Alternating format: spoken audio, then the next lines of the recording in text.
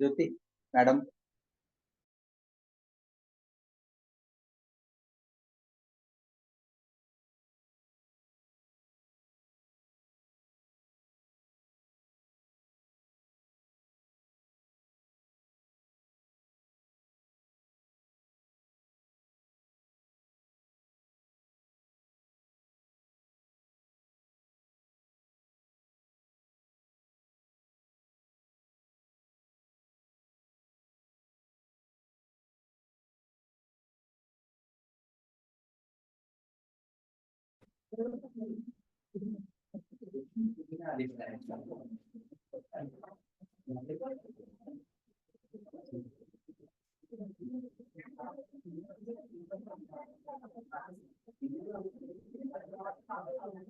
Sir तुमच्या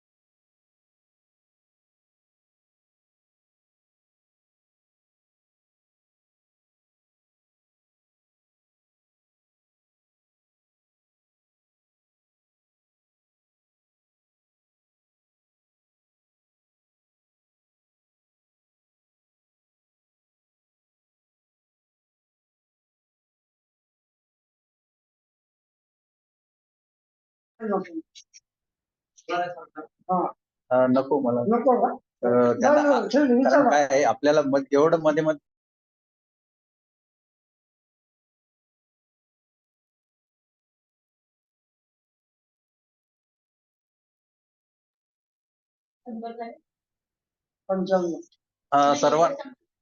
सर्वांना नमस्कार. आपण या कृती सत्राच्या पहिल्या दिवसाच्या दुसऱ्या सत्राला आपण आता सुरुवात करत आहोत.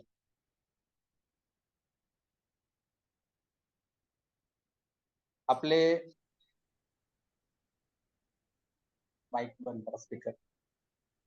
आपले या सत्राचे तज्ञ मार्गदर्शक आदरणीय डॉक्टर गजाननजी गुलाने सर या ठिकाणी आपल्या सोबत जॉईन झालेले आहेत. सर, महाविद्यालयाच्या वतीने आमच्या सर्वांच्या वतीने आपलं हार्दिक स्वागत आहे. नमस्कार सर. नमस्कार. नमस्कार. आपल्या या आजच्या सत्राचे अध्यक्ष म्हणून आदरणीय गुल्हाने सरांचे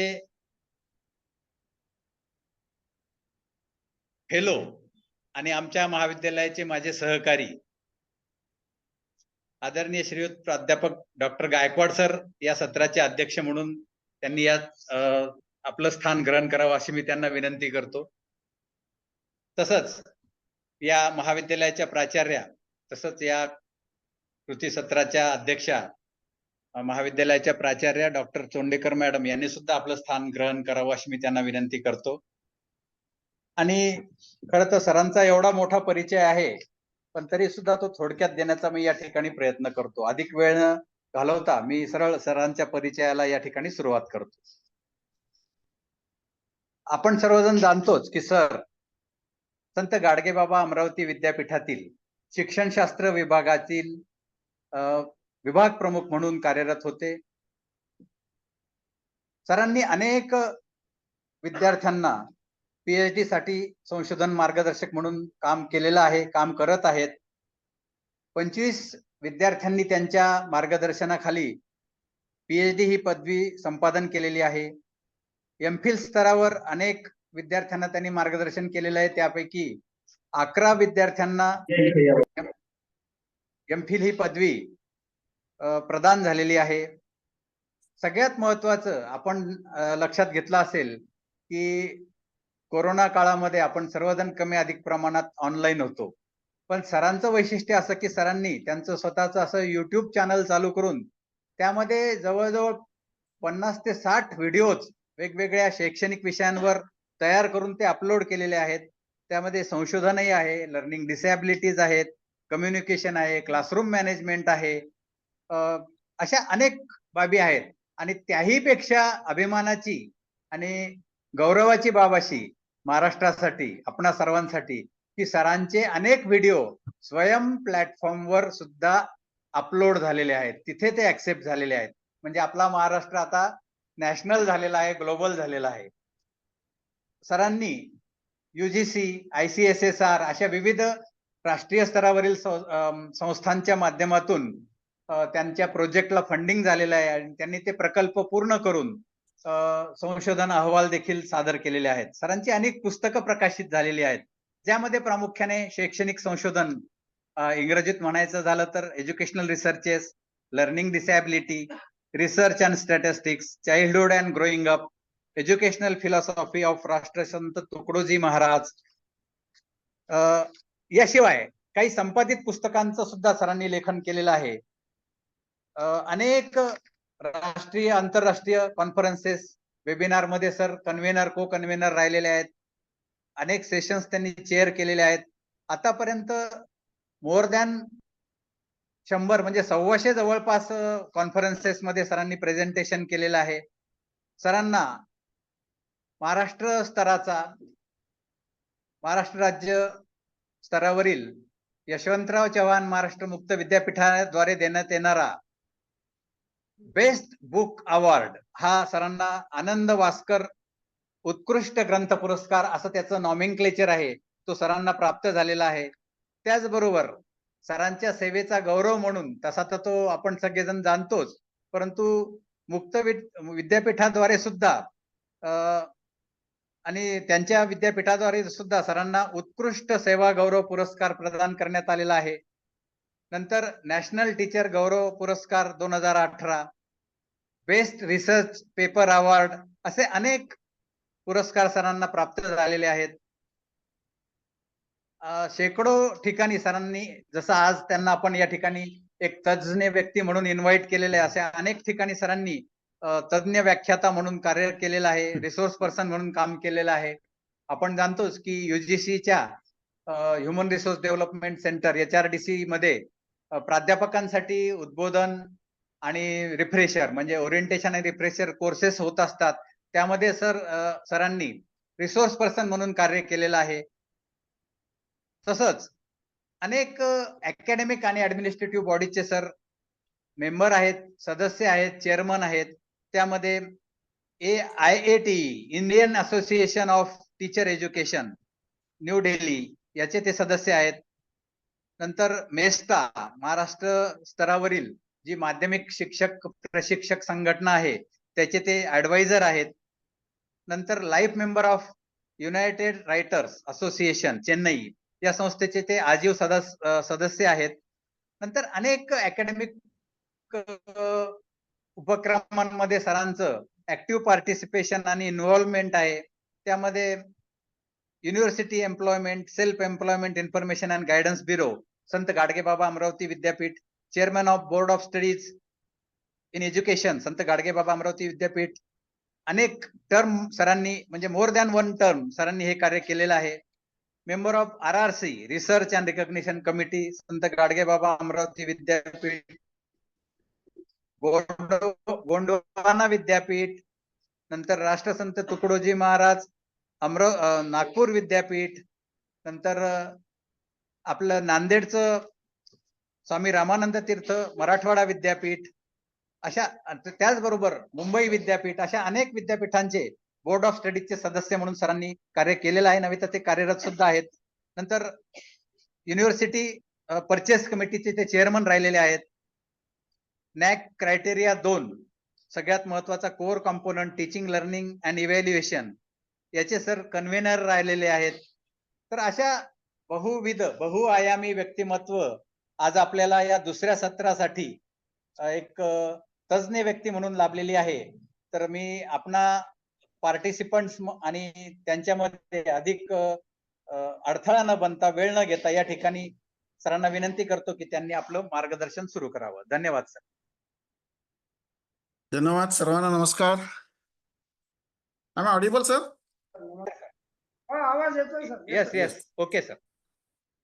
सर्वप्रथम मी प्राचार्य डॉक्टर नमस्कार सर. नमस्कार. नमस्कार नमस्कार नमस्कार. सर्वप्रथम मी डॉक्टर नलिनी चांडेकर मॅडम यांचा आभारी आहो की त्यांनी मला इथे आमंत्रित केलं आणि मला एक संधी दिली की संशोधनातला एक छोटासा पाठ आणि महत्वाचा पाठ जनसंख्या आणि नमुना यावर माझे विचार व्यक्त करण्याची. त्यासोबत आजच्या या सत्राचे प्राचार्य अध्यक्ष प्राध्यापक गायकवाड सर, तसेच ज्यांनी माझा परिचय करून दिला कोऑर्डिनेटर डॉक्टर प्राध्यापक करवाडे सर, उपस्थित सर्व प्राध्यापक आणि जे लोक ऑनलाईन जॉईन झालेले सगळे संशोधक यांना माझा नमस्कार. माझ्या परिचयामध्ये सरांनी सांगितलं की मी काय काय केलं. हे आपले सगळे शिक्षक करतात आणि सगळ्या शिक्षकांनी करायला पाहिजे. मी नवीन काहीच केलं नाही. एक शिक्षक म्हणून मी माझे कार्य करत करत करत माझा प्रवास 35 वर्षाचा पूर्ण केला आणि 30 सप्टेंबर 2023ला मी सेवानिवृत्त झाला. आणि सेवानिवृत्तीनंतर सुद्धा मी ॲज ए लर्नर म्हणून मी आज सुद्धा लर्नर म्हणून एक अध्ययन करता म्हणून जगत आहो. आणि जिथे मला कोणी बोलावलं तर मी आनंदाने ते स्वीकारतो की चला माझ्यापासून काही ज्ञान जर कोणाला देता आलं तर त्याच्यात मला खूप आनंद मिळतो. म्हणून सरांचा, गायकवाड सरांचा जसा फोन आला, सर तुम्हाला व्याख्यान द्यायचं, मी काहीच विचार नाही केला, यस सर म्हटलं. आज गोकुळाष्टमीचा कार्यक्रम आहे, इकडे तिकडे आहे, पण नाही म्हटलं याचं म्हणजे, कारण ही संधी प्रत्येकाला मिळत नाही. ज्ञानदानासारखं दान मला तरी आयुष्यामध्ये कोणतं नाही असं माझं व्यक्तिगत मत आहे. प्रत्येकाचे वेगळे मत असेल. असो, सर्वांचा इथे मी आभार व्यक्त करतो आणि जास्त वेळ न करता आपल्या आजच्या सत्राला सुरुवात करतो. आजच्या सत्रामध्ये आता ह्या सगळ्या माझ्या ट्रान्सपरन्सी इंग्लिशमध्ये आहे. आता शेवटच्या स्टेजमध्ये 5 मिनिटात मी काही ठिकाणी मराठी टाईप केलं. मी मराठीतच बोलणार. मी मग करवाडे सरांशी फोन करून सुद्धा विचारलं की आपला हा जो ग्रुप आहे हा कोणत्या लेवलचा आहे, महाराष्ट्रातला किंवा बाहेरचा आहे. तर त्यांनी सांगितलं की महाराष्ट्रातले सगळे संशोधक आहे, म्हणून मी मराठीत आपण चर्चा करू. आणि मी तुम्हाला सुद्धा विनंती करतो, जरी ऑनलाईन आहे, ऑनलाईन मध्ये फेस टू फेस बोलता येत नाही, त्याच्यामुळे काही अडचणी निर्माण होतात. काही गोष्टी लोक ऐकणारा व्हिडिओ म्हणजे व्हिडिओ तर नसतेच म्हणा, हे सुरू करून देतात, आपले बाहेरचे कामं सुरू करतात, त्यामुळे अध्ययन होत नाही. माझं एकच राहील की मला असं डिस्कशन करायला, चर्चा करायला आवडेल. जर आपण मध्येच मी तुम्हाला अनम्यूट करून तुम्हाला जर एखादा प्रश्न विचारला तर तुम्ही त्याच्यात सहकार्य करावं. त्यामागचा उद्देश एक आहे की लाईव्हने जिवंतपणा या व्याख्यानामध्ये राहील. 1 सव्वा तास 1.5 तास काय जे असेल.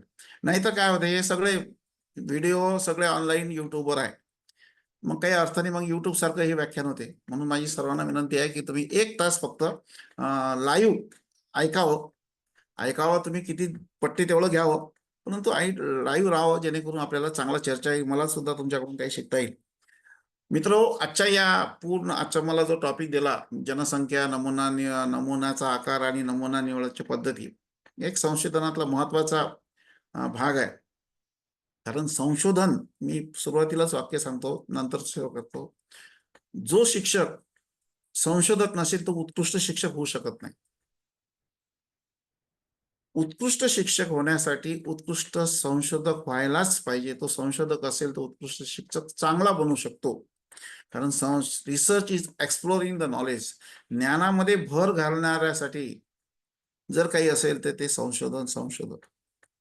कारण तुम्ही जे पुस्तकं वाचता, आपण जे पुस्तक, मी सुद्धा जे पुस्तकं वाचले, आता नवीन नॅशनल एज्युकेशन पॉलिसी, राष्ट्रीय शैक्षणिक धोरण 2020 आलेलं आहे. पुष्कळ पुस्तक कालबाह्य झाले. नवीन मध्ये जे येते ते संशोधनाच्या आधारेच येते. त्यामुळे संशोधन हा जीवनातला अविभाज्य घटक आहे असं मी समजतो. म्हणून मी माझ्या विद्यार्थ्यांना सुद्धा मी नेहमी सांगतो की अरे बाबा, शिळं नको वाचू, ताजं वाच. आपल्याला शिळं खालचं खायला आवडेल काय? नाही आवडणार. आपण ताजं खातो. रोज नवीन नवीन भाज्या, नवीन नवीन गृहिणी बघा किती मस्तपैकी, आज कृष्णाष्टमी आहे, कृष्णाष्टमीला वेगवेगळे पदार्थ तयार करतात, उपवास करतात, उद्या त्याची छानपैकी जेवणाचा कार्यक्रम करतात. आपल्या संस्कृतीमध्येच तसं आहे, नाविन्यता आहे भारतीय संस्कृतीमध्ये. हे बाहेरच्या देशामध्ये नाही दिसत. माझा मुलगा जपानमध्ये आहे, मी जपानमध्ये सुद्धा जाऊन आलो, तिथल्या एज्युकेशनल स्टडीज अभ्यास केला, पण तिथे नाही आहे. जे आपल्या देशात आहे ते कोणत्याच देशात मिळणार नाही. आपल्या याच्यामध्ये वेगवेगळे कल्चर आहे, वेगवेगळे नाविन्यता आहे. म्हणून संशोधनाचा जर तुम्ही आधार घेतला, सगळ्या शिक्षकांना मी विनंती करतो, सर्व शिक्षकांना, तर तुमच्या जीवनामध्ये वेगळे वेगळा आनंद मिळेल, वेगळे पागोरे फुटेल.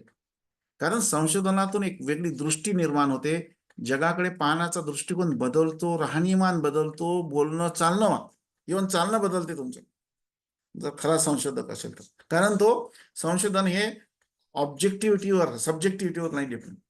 ऑब्जेक्टिव्हिटी म्हणजे व्यक्तिनिष्ठता आणि व्यक्तिनिष्ठता नाही, वस्तुनिष्ठतेवर सगळं काही जाऊन असते. वैज्ञानिक पद्धतीवर संशोधन असते, म्हणून त्या पद्धतीचा अवलंब करावा अशी मी तुम्हाला विनंती करतो. मी आता संशोधनाबद्दल जास्त बोलत नाही. संशोधनातला महत्वाचा घटक जो आहे जनसंख्या नमुना आणि नमुना निवड पद्धती, याच्यावर बोलू. तर आजच्या या सत्रामध्ये बघू आता किती आपल्याला वेळ मिळते तेवढा. जनसंख्या म्हणजे काय, जनसंख्येचे वेगवेगळे प्रकार, लोकसंख्या काय, जनसंख्या कशाला म्हणायचं आहे, दोघातला फरक आपल्याला कळला पाहिजे. युनिव्हर्सल काय आहे ते आपल्याला कळलं पाहिजे.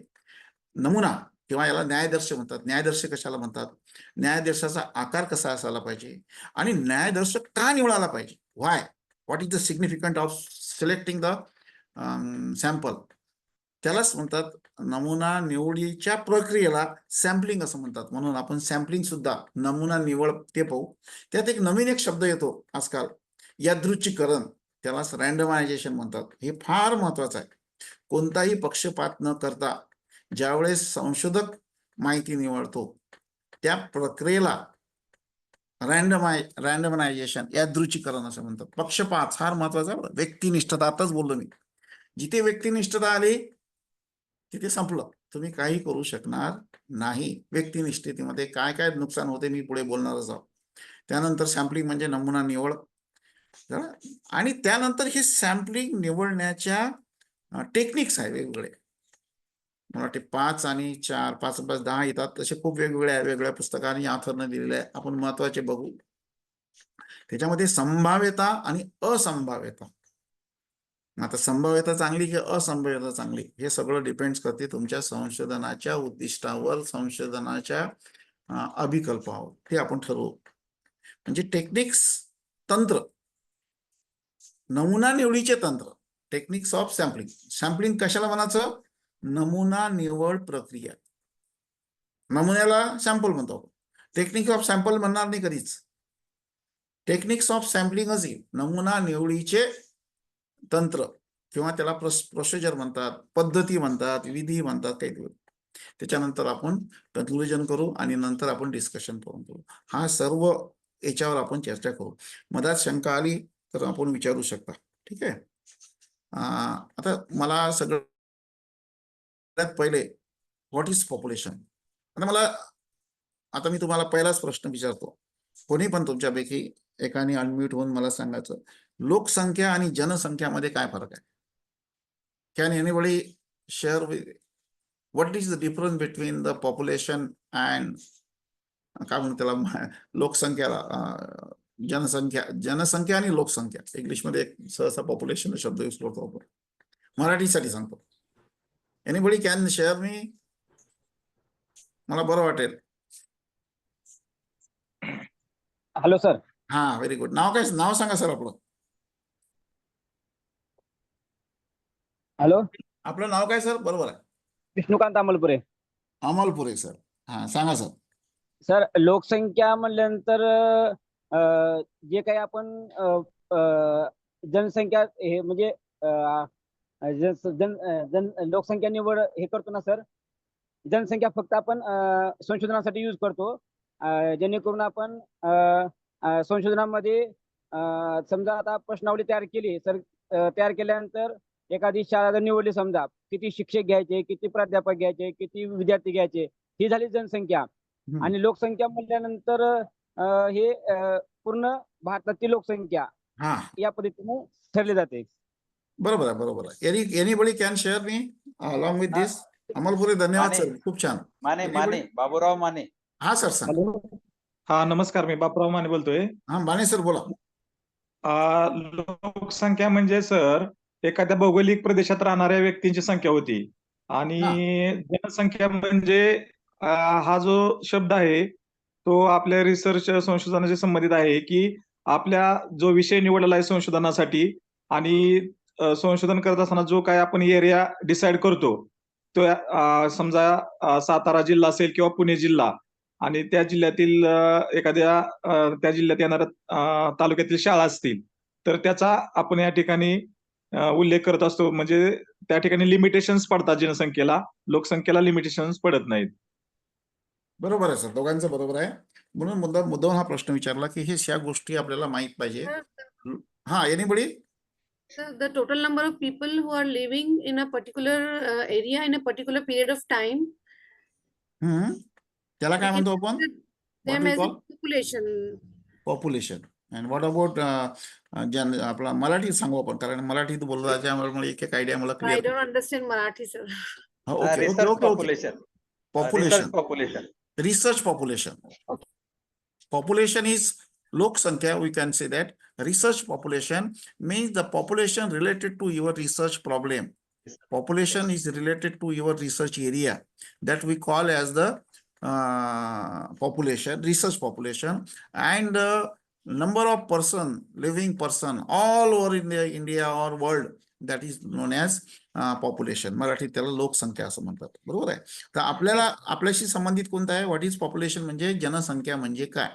जनसंख्या म्हणजे complete group of entities, people, school, students, like. म्हणजे याच्यामध्ये काय होते, आपण हा विचार करतो जनसंख्या म्हणजे विद्यार्थीच फक्त, माणसं. याच्यामध्ये शाळा सुद्धा, those which are related to the research, schools, colleges, government institute, all the list of colleges, list of government institute or offices, list of schools, all, and list of students, also list of boys, list of girls, list of HM, list of all the principals, related members, that we call as the research population. जनसंख्या असं म्हणता येईल. बरोबर आहे. काय म्हटलं त्याला? Complete group of entities. म्हणजे त्याच्यामध्ये सर्वच गोष्टी आल्या. आपण असं म्हणू शकत नाही फक्त विद्यार्थी, सर्व विद्यार्थी महाराष्ट्रात शिकणारे किंवा भारतात शिकणारे म्हणजे जनसंख्या नाही. संशोधनाचा विचार करतात ना, त्याच्याशी संबंधित सर्व काही आहे, त्याला आपण जनसंख्या असं म्हणू शकतो. माझा आता याच्यामध्ये 4 प्रकार दिलेले आहे जनसंख्येचे. पहिला जो प्रकार आहे, मराठीत आताच लिहिलं मी, तुम्ही ज्यावेळेस मला लिंक आली 1 अर्धा तास अगोदर. Homogeneous, heterogeneous, finite and infinite. होमोजिनियसला आपण मराठीत म्हणू एकजिन्सी. एकजिन्सी कशाला म्हणायचं की त्या दिलं असेल मी. Homogeneous population is one where individuals are similar to another.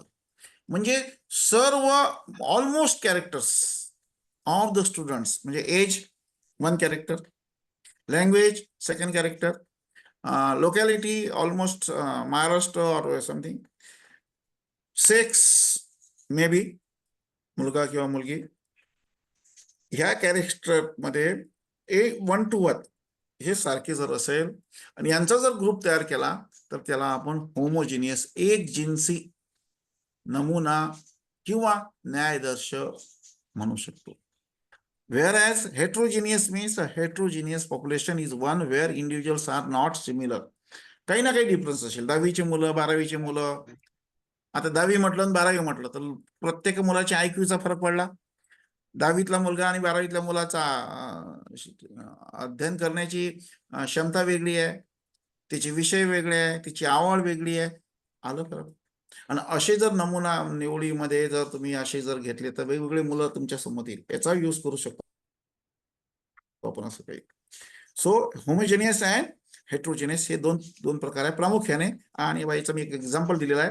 Homogeneous मध्ये एका कलरचे सगळे बॉल दाखवलेले आहे, गोले दाखवलेले आहे. आणि याच्यामध्ये वेगवेगळे साईज बरोबर, याची साईज छोटी आहे, याची मोठी आहे, याचा कलर वेगळा आहे, याचा कलर वेगळा आहे. हे झालं हेट्रोजेनियस. याच्यामध्ये साईज सगळं साम करण्याचा आपण प्रयत्न करतो. जनसंख्या कशी असायला पाहिजे? होमोजेनियस असलं तर आपल्याला त्याच्या, कारण काय असते, एक महत्वाचा मुद्दा मी तुम्हाला सांगू इच्छितो. आपण नमुना निवडतो का, जनसंख्या का डिफाईन करतो? कारण आपल्याला निष्कर्ष त्या जनसंख्येला लावत असतो. आता मी नमुना हा निवडला आणि याच्यावर काढलेले निष्कर्ष याला लावलं तर ही योग्य होणार नाही. म्हणून हे सारखे असण्याचा प्रयत्न करावा पाहिजे. ठीक आहे, नंतर आपण पुन्हा बोलू याच्याबद्दल. त्यानंतर तिसरा आणि चौथा प्रकार आहे फायनाईट आणि इनफायनाईट. जे काउंटेबल आहे, जे लोकांना विद्यार्थ्यांची आपण काउंट करू शकतो त्याला आपण फायनाईट म्हणू शकतो. जे not countable that is uncountable. Example सांगू शकाल कोणी जे फायनाईट आहे आणि एक्झाम्पल कोणी सांगू शकाल अनकाउंटेबल? हँड रेज करावे, कोणी ज्याला रिस्पॉन्ड करायचं त्यांनी कृपया हात वर करावा. हात वर करा किंवा स्वतःला म्यूट करून एक अनम्यूट शकता. करूनही बोलू शकता. काय असते, तुम्ही लाईव्ह असला पाहिजे. माझा मागचा उद्देश, मला तुमचं नॉलेज चेक करायचं नाही आहे. सगळेच हुशार आहे आपण. सांगता येईल का आपल्याला कोणाला इनफायनाईट पॉप्युलेशन कशाला म्हणता येईल? Hello sir. हा सांगा सर. नाव सांगायचं मला, म्हणजे काय होते मला. मी संभाजी काळे. संभाजी काळे सर. हो. हा. शांत जनसंख्या म्हणजे ज्या जनसंख्येतील घटक मोजता येतात. बरोबर आहे. हा. आणि उदाहरणार्थ अनंत जनसंख्या म्हणजे ज्या जनसंख्येतील घटक मोजता येत नाहीत. मला दोन्हीचे 2 उदाहरण द्या. उदाहरणार्थ दुसरं उदाहरण मी देतो. भारताची लोकसंख्या ती मोजता येत नाही. मोजता येते ना. आज सांगतात नाही, 140 कोटी आहे म्हणतात. नाही तसं नाही. तिला अनंत म्हणतो ना आपण. बरं. म्हणजे आपल्याला परफेक्ट आकडा लगेच भेटत नाही. आपण सांगतो सर्वे केल्यावर किंवा जनगणना केल्यावर. हा. पण ते अनंत आहे. आणि शांत मध्ये जी जनसंख्या मोजता येते, समजा एका वर्गातली जनसंख्या आहे, एखाद्या वर्गातले क्लास आहे किंवा एका तालुक्यातले सर्व माध्यमिक शाळेतले सर्व मुख्याध्यापक आहेत मराठी माध्यमाची, ही मोजता येईल. परंतु जी अनंत जनसंख्या आहे ती मोजता येणे कठीण आहे. बरोबर. Any more example of infinite? Anybody? चांगलाय सर. काळे सर, धन्यवाद, सहकार्य केलं तुम्ही. एनीबडी? नमस्कार सर. नमस्कार. सर मी प्राजक्ता सोनवणे बोलतेय. सोनवणे, प्राजक्ता मॅडम. हा सर, इनफायनाईटचं आपण एक्झाम्पल असं घेऊ शकतो की आकाशातील तारे, बरोबर, मोजता ठीक आहे, येत नाही, आपल्याला मोजता येत. शक्यच नाही, पॉसिबल नाही. आणि फायनाईट सेटचं एक एक्झाम्पल असं सांगता येईल की इयत्ता 8वीच्या वर्गातील किंवा कुठल्याही वर्गातील एखाद्या शाळेतील किंवा एखाद्या जिल्ह्यातील विद्यार्थ्यांची संख्या आपण ती मोजून घेऊ शकतो. बरोबर आहे मॅडम, बरोबर आहे. मी आता काळे सरांना सांगतो की काळे सरांनी जसं म्हटलं की भारतातली लोकसंख्या ही आपण इनफायनाईट, ते का नाही पकडू शकत आपण इनफायनाईट? कारण एका विशिष्ट पॉइंटला एका सेकंदाला किती लोक जन्माला येतात, किती जन्मतात, हे आपल्याजवळ डेटा आहे. त्यामुळे विशिष्ट पर्टिक्युलर पॉइंटला आपण तिथे जाऊन ते मोजू शकतो. त्यामुळे ते सुद्धा फायनाईट येईल. जसं मॅडमनी सांगितलं, स्टार आकाशात आपण जाऊ शकत नाही, दॅट इज नॉट पॉसिबल, म्हणून आपण त्याला इनफायनाईट म्हणू शकतो. जे is not possible for human being as a researcher. कसं आहे, आपण आपलं संशोधन हे अप्लाइड रिसर्च आहे, ह्युमन बिंगशी संबंधित आहे. आणि हे जे असते मूलभूत संशोधन नाही बरं आपलं. मूलभूत संशोधन हे मात्र फार वेगळ्या पद्धतीचं असते. त्याच्यामध्ये आपण physical, non physical, living and non living दोन्ही असतात. आणि आपलं जे आहे, आपल्या लिमिटेशन, मर्यादेमध्येच आपण संशोधन करतो, म्हणून त्याला आपण अप्लाइड म्हणतो आपण त्याला. तर त्या संशोधनामध्ये काउंटेबलचला महत्व जास्त राहते, जेणेकरून आपण त्याला रिझल्ट्स दाखवू शकतो. तर आता आपण जे 4 प्रकार बघितले, होमोजिनियस म्हणजे एकजिन्सी, एकसारखे, इरेस्पेक्टिव्ह ऑफ त्यांचं वय, त्यांचं शिक्षण, त्यांची ऑलमोस्ट हाईट पण म्हणायला हरकत नाही, जास्तीत जास्त गोष्टी एकसारख्या असल्या म्हणून एकजिन्सी. बहुजिन्सी म्हणजे वेगवेगळे प्रकार, त्याचे हाईट वेगळे, वर्ग वेगळा असं असला तर त्याला आपण बहुजिन्सी म्हणू. फायनाईट म्हणजे जे काउंटेबल आहे त्याला आपण शांत जनसंख्या म्हणू. अनंत म्हणजे is not possible beyond human being, त्याला आपण अनंत जनसंख्या असं म्हणू. आता हा पॉईंट लक्षात ठेवा. काय, कारण मी जे विद्यार्थी इथे एमएडचे आहे त्यांच्यासाठी सांगतो, जर तुम्हाला नेट सेटच्या परीक्षा द्यायचं असेल तर असे मुद्दे कधी कधी परीक्षेत येतात आणि आपल्याला कन्फ्यूज करतात बाबा, किंवा एमपीसी मध्ये सुद्धा हे प्रश्न विचारतात. त्यामुळे आपल्याला ह्या पॉइंट्स. हा सांगा. Sir, myself Duriya Kanchwala. Sir, if we are differentiating homogeneous population with heterogeneous population, here we are considering only their physical appearance. Yes. Not about their behavioral or any their qualification. Such type of things we are not considering. No. Behavioral But you tell me, suppose if you are not considering other factors that will affect the results of the research finding. So maximum researchers should try to select the students of the particular area group, particularly classes. Suppose same question cannot be asked to the 5th class student and 12th class students. Right. Will not get the answers. Will get different answer. I tell you, if you made 0.1% mistake, means the results that will affect the results.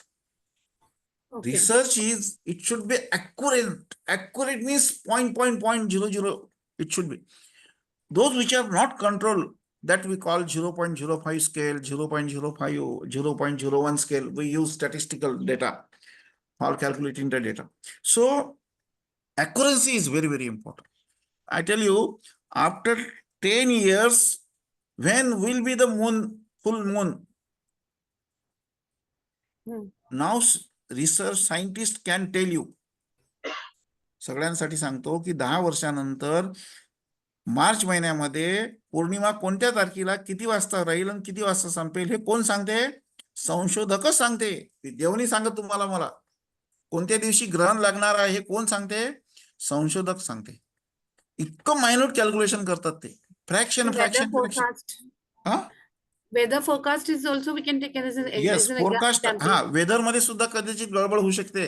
हवा बदलते इकडे तिकडे. मग कधी आपण सांगतो पाऊस येणार आहे, तेवढा येत नाही, थोडासा कमी पडते, कारण तो हवेचा रूप बदलू शकते. परंतु फोरकास्ट 90% बरोबर असते.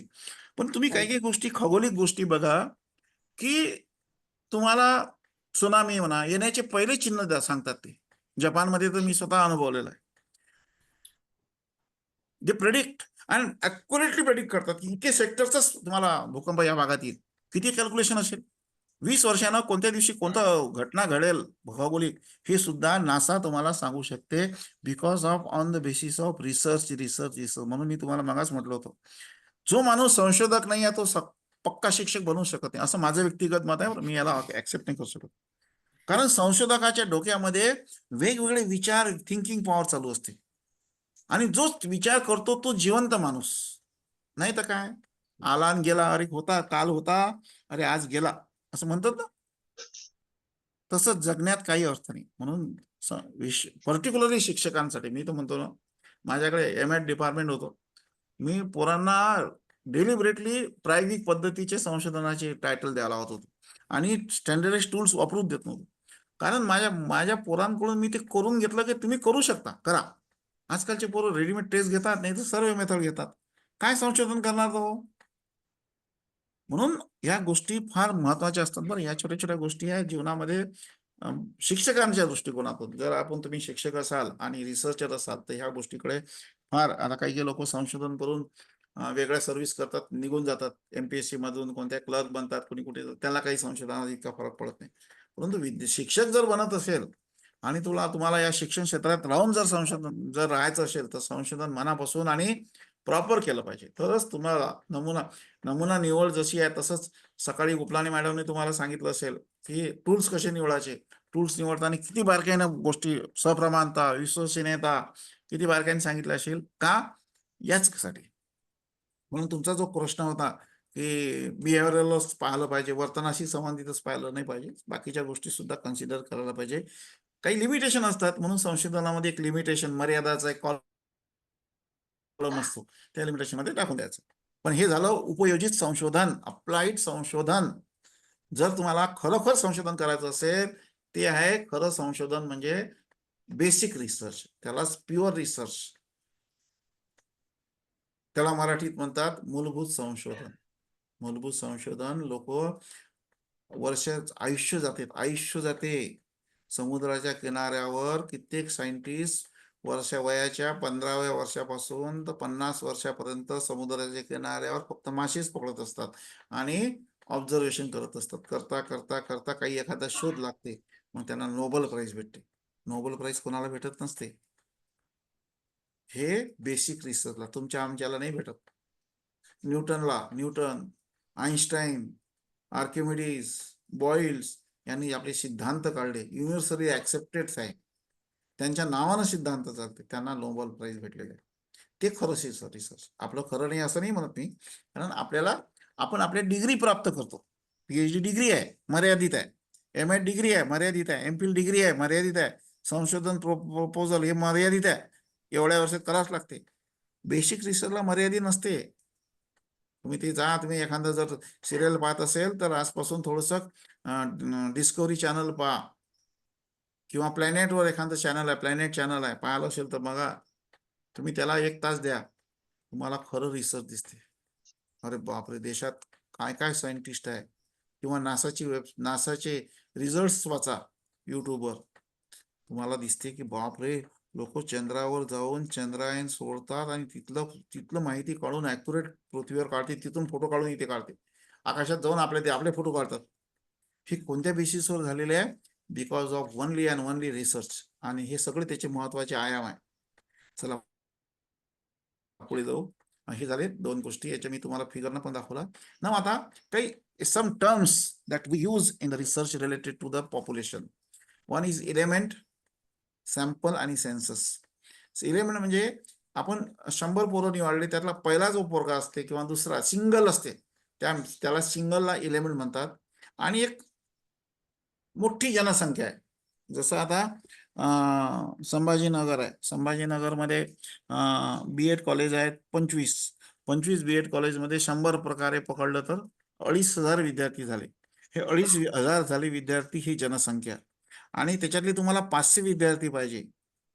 मग ते सर्व विचार करून ज्या आता पद्धती शिकवून जे 500 विद्यार्थी 2,500 मधून ज्यावेळेस निवडतात, तो 2,500 जनसंख्या आणि 500 विद्यार्थी ही झाली नमुना. त्याला न्यायदर्श असं म्हणतात. नमुन्यासाठी मी तुम्हाला आणखीन एक उदाहरण देतो की जुन्या काळामध्ये लोक शेतामध्ये जायचे किंवा शेतामधून धान्य विकायला जायचे, किंवा आता सुद्धा तुम्ही एखादं गव्हाचं पोतं विकत घ्यायला गेलं तर दुकानात जर गेलं तर गहू काय किलो, काय 100 किलोचा काय भाव आहे, तर पोत्यामधली गहू तुम्हाला दिसत नाही.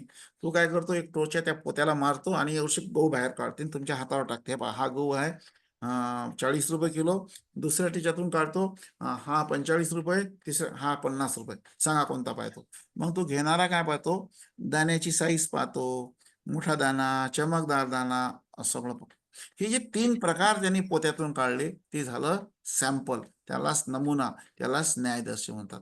That is when only some elements are selected or distracted from the big amount, मोठ्या घटकातून छोटासा घटक काढतो, त्याला सॅम्पल नमुना म्हणतात. त्याला मराठीत न्यायदर्श म्हणतात. न्यायदर्शन नाही, न्यायदर्श किंवा नमुना एक शब्द आहे. सेन्सस माहिती आहे तुम्हाला. when all the elements are included we call it as a census. let's look the few example. आता ते काही त्याच्यात मी जात नाही. ह्या 2 गोष्टी महत्वाच्या आहेत, 3 गोष्टी महत्वाच्या आहे, लक्षात ठेवा.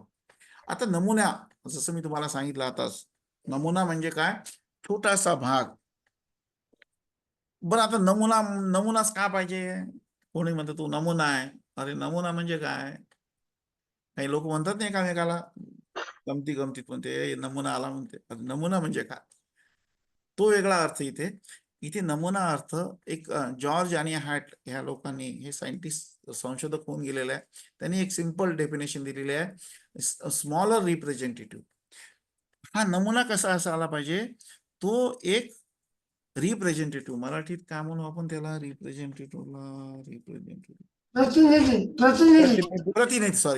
प्रतिनिधित्व करणारा. आता आपण नुकतेच 3 महिन्यामध्ये, जून महिन्यामध्ये आपला एक प्रतिनिधी दिल्लीला पाठवला, त्याला आपण MP म्हणतो, मेंबर ऑफ पार्लमेंट, खासदार पाठवला ना. आणि नोव्हेंबरमध्ये अजून आपले काही आमदार पाठवणार आहोत. आमदार काय, हे सगळे मिळून आमदार जे होते हे नमुने, रिप्रेझेंटेटिव्ह. जॉर्ज आणि हॅट काय म्हणतो की जो नमुना, जो मोठ्या ह्याच्यातला छोटासा भाग काढतो, त्याच्यात सर्व गुण संपन्न असले पाहिजे. रिप्रेझेंटेटिव्ह. आपण वर्गामध्ये, तुमच्या क्लासमध्ये 8वी 9वीत मला आठवते, आमचे शिक्षक पहिल्या दिवशी शाळा सुरू झाली, 8वीत 9वीत गेलो की मग शिक्षक म्हणते, मग निवडणूक करते, वर्गातला रिप्रेझेंटेटिव्ह कोण राहील, क्लास कॅप्टन. क्लास कॅप्टन शिक्षक कोणाला निवडते माहिती आहे? ज्या विद्यार्थी सर्वांचं प्रतिनिधित्व करू शकते, जो विद्यार्थी खोडकर आहे, जो विद्यार्थी अति हुशार आहे, जो एक विद्यार्थी बुद्धू आहे म्हणा, कमजोर आहे, म्हणजे त्याला अभ्यासात रस नाही, अशा विद्यार्थ्याचा शिक्षक सहसा निवड करत नाही. आजकाल UR, CR, आता लोकशाही पद्धती आपल्या ह्याच्यात पण आलेली आहे. त्याच्या मागचा उद्देश काय आहे, की त्या विद्यार्थ्यांनी त्या वर्गाला रिप्रेझेंट केलं पाहिजे, प्रतिनिधित्व. वर्गामध्ये कोणती समस्या आली, आज आमच्या इथला जो खासदार आहे, त्या खासदाराने अमरावतीमध्ये कोणकोणत्या समस्या आहे, आदिवासींना कोणत्या त्रास होऊन राहिला, गोरगरिबांना कोणता त्रास होऊन राहिले, शाळेतल्या मुलांना कोणता त्रास होऊन राहिला, ह्या समस्या प्राईम मिनिस्टरला थोडं माहित होईल, पुण्याला दिल्लीला राष्ट्रपतीला थोडं माहित होईल. तो हा जे एक व्यक्ती इथून सगळ्या माहिती लिहून घेऊन जाईल आणि तिथे सगळ्यांना सांगेल त्या लोकसभेच्या संज्ञेमध्ये की माझ्या जिल्ह्यामध्ये, माझ्या मतदारसंघात अशा अशा समस्या आहे, मी त्याचं प्रतिनिधित्व करतो. त्याला आदरयुक्त त्यांना मान सन्मान दिला जाते आणि त्याच्या मागण्या मान्य केल्या जाते. असे खासदार होऊन गेलेले आहेत, ते कंटिन्यू 5-5 वर्षापासून निवडून येतात. असे पण खासदार आहे, नावावर निवडून येतात, कारण ते खरोखर प्रतिनिधित्व करतात. काही लोक फक्त पैसे कमवासाठी असते, नावासाठी असते. आता तो मुद्दा आपला नाही. झाली पहिली डेफिनेशन. दुसरा आहे sample is a subset. Subset शब्द ऐकला का तुम्ही? कोण सांगेल सबसेटचा अर्थ? मॅथमॅटिक्सचा शब्द आहे तो, उपसंच. संच. बरोबर, मराठीत त्यांनी बरोबर अर्थ सांगितलं तुम्ही. याचा अर्थ काय उपसंच म्हणजे? सर एक उदाहरण सांगते. सांगा ना. सबसेट म्हणजे असं म्हणता येईल की शाळेतले सगळे विद्यार्थी क्रिकेट खेळतात, हा, पण त्यातले काहीच शाळेच्या टीम मध्ये सिलेक्ट होतात. जर जे टीम मध्ये सिलेक्ट झाले ते उपसंचमध्ये येतील आणि शाळेतले सगळे विद्यार्थी हे युनिव्हर्सल सेट मध्ये येतील. बरोबर आहे. म्हणजे तो शाळा आणि तो छोटा गट, सेट हा. आणि सबसेट इथे जोडला. ऍक्च्युली हे सबसेट हा शब्द आलेला आहे मॅथमॅटिक्स मधून. माझं मॅथमॅटिक्स आहे म्हणून set, subset, universal set, Venn diagram असं ते आजकाल ते 8वी 9वीत पण आलेलं आहे. सेट थिअरी आहे, मोठी BMSc ला सब्जेक्ट आहे, सेटशी संबंधित आहे. म्हणून मला तो म्हटलं तुम्हाला माहित आहे किंवा नाही. आजकाल सगळ्यांना या गोष्टी सगळ्यांना माहित झालेल्या आहे. सबसेट म्हणजे part, some part of the larger population. जनसंख्येतला छोटासा एक भाग. Sir, a set of which all the elements are contained in another set.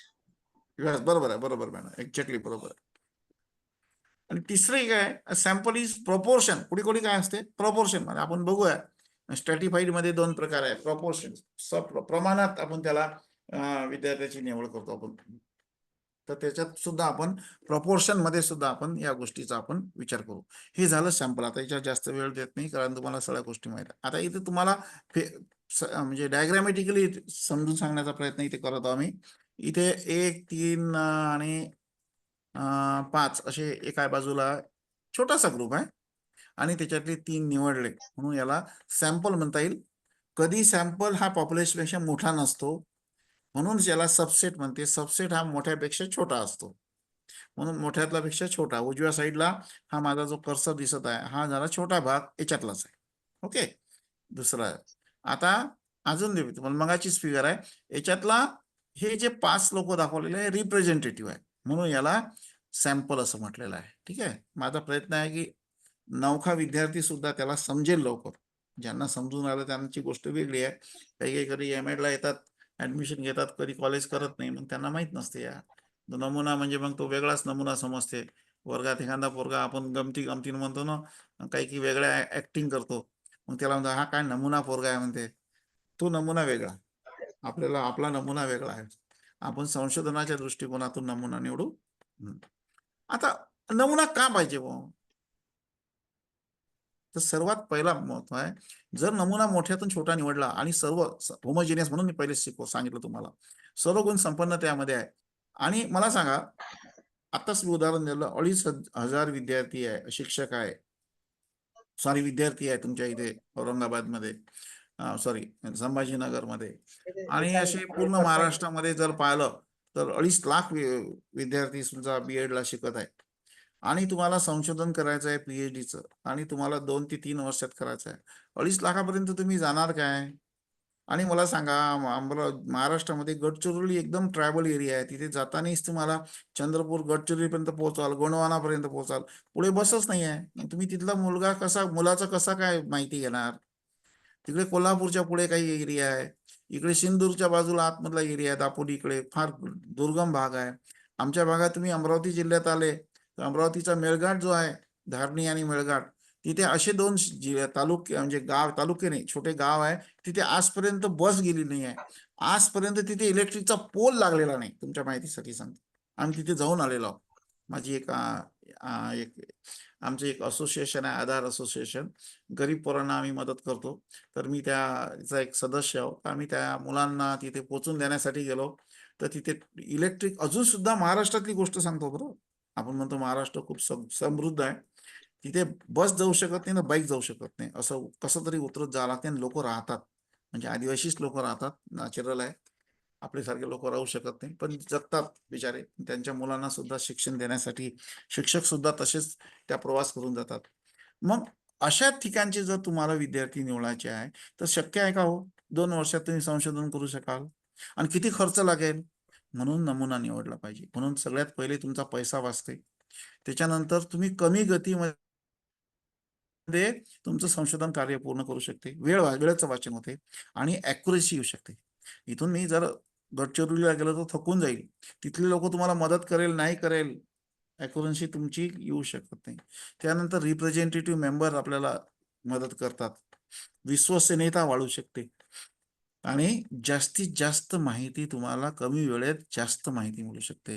Why use a sample, न्यायदर्शीची का निवड केली पाहिजे?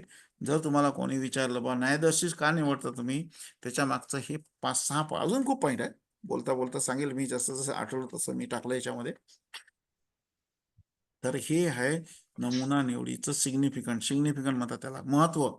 वाय जर तुम्हाला कोणी विचारलं बा नमुना का निवडायचं, तर त्याच्यामध्ये सगळ्यात आहे पैसा, गती, अचूकता आणि जास्तीत जास्त माहिती कमी वेळेत माहिती मिळू शकते. तुमच्या माहितीसाठी सांगतो, या वर्षीच सगळं गडबड झाली. तुम्हाला माहित असेल एक्झिस्ट पोल कोणी ऐकला? Can anybody tell me about the exit poll? Marathi शब्द मला माहित नाही, मी प्रामाणिक सांगतो. एक्झिस्ट पोलला कोणी सांगू शकाल का एक्झिस्ट पोलला मराठीत काय म्हणतात? Can anybody tell me what do mean by exit poll? करा अनम्यूट स्वतः सोडून, कोणी पण करा. Sir, please संभाव्य repeat. निकाल म्हणता येईल, हा संभाव्य निकाल म्हणता येईल, संभाविता संभाव्य निकाल. संभाव्य निकाल, तुम्ही मराठीच्या यावर होते. बरं, काय असते संभाव्य निकाल म्हणजे एक्झिस्ट पोल काय करते? कोण सांगेल मला एक्झिस्ट पोलचं थोडक्यात डिस्क्रिप्शन? काय याच्या मागे लॉजिक? हे तुमच्याशी संबंधित आहे म्हणून मी तो विषय काढला. बरं, मला त्या इलेक्शन मध्ये काही इंटरेस्ट नाही आहे. मी त्यांची त्या न्यूज पण नाही पाहत असतो, पेपर वाचणं बंद करून टाकला आता. कोण सांगेल? याच्यामध्ये सर मी सांगू, सांगा ना, नाव सांगा सर. बापराव माने. हा, तुम्ही बोलले, सांगा. हा, तर याच्यामध्ये काय केलं जातं सर, की जर आता आपण इलेक्शनच्या संदर्भात विचार केला तर प्रत्येक जिल्ह्यातील काही ठराविक ठिकाणी जाऊन गर्दीच्या ठिकाणी असेल किंवा ऑफिसेस ठिकाणी जाऊन व्यक्तींची राय विचारात घेतली जाते आणि त्यानुसार त्याला आपण सर्वे म्हणू शकतो आणि त्याच्या अनुसार निकालाचा अंदाज बांधला जातो. तुम्ही काय म्हटलं, गर्दीच्या ठिकाणी नाही जाते, ते काय करतात प्रत्येक स्तरावर जाते. स्तरीय आपण पाहणार प्रत्येक स्तरावर, ग्रामीण, शहरी, त्यानंतर ग्रामीण मधले 2-3 प्रकार, शहरीमध्ये 2-3 प्रकार, government offices, non government offices, officer, शाळा, हायस्कूलचा मास्तर म्हणा, शिक्षक म्हणा, प्रायमरीचा शिक्षक, उच्च माध्यमिकचा शिक्षक, हे शिक्षकाचे असेल ते असे शिक्षक पकडतात. शासकीय, अशासकीय, प्रायव्हेट काही असतात आणि लेबर असतात. काही लेबर म्हणजे काम करणं, मजूर म्हणजे कोणते मजूर? जे गवंडी काम म्हणजे त्याला बांधकाम करणार ते लेबर, शेतात करणारे ते लेबर, रोडचे काम करणारे ते लेबर. लेबरमध्ये पुष्कळ प्रकार आहे, त्याच्यातले छोटे छोटे असं प्रसाद घेतो ना आपण, प्रसाद वाटतो ना, छोटा प्रसाद, सगळ्यातला प्रसादला काढतो आणि स्टॅटिस्टिकल ट्रीटमेंट देऊन प्रेडिक्ट करतात. ते जे यूज करतात ते हेच आहे, जे आपण नमुना निवडतो ना, ते खूप काटकसरीनं. म्हणजे मला आता 4-5 इलेक्शन मधला पहिलं चुकलं त्यांचं असं म्हणता हरकत नाही. कारण मी इलेक्शनचे रिझल्ट पाहत होतो 3 दिवस अगोदर. मी ते एक्झिट पोल ऐकलं होतं आणि काही दिवसात मला ते महाराष्ट्रात वेगळं चित्र दिसलं. इव्हन त्या पूर्ण भारतात. तर मग हे जे रिप्रेझेंटेटिव्ह होते, सर्वे करणारे जे लोक होते, ज्यांनी हा डेटा कलेक्ट केला, त्याला डेटा म्हणतो आपण, ते याच्यात कुठेतरी चूक झाली. किंवा मगाच म्हटलं तुम्ही, माणूस आहे आपलं ह्युमन बिईंगशी संबंधित आहे, म्हणून त्याला अप्लाइड रिसर्च म्हणतो आपण. सायकोलॉजिकल संबंधित आहे. माणूस जसा दिसतो तसा नसतो, काय बोलतो आणि काय करतो.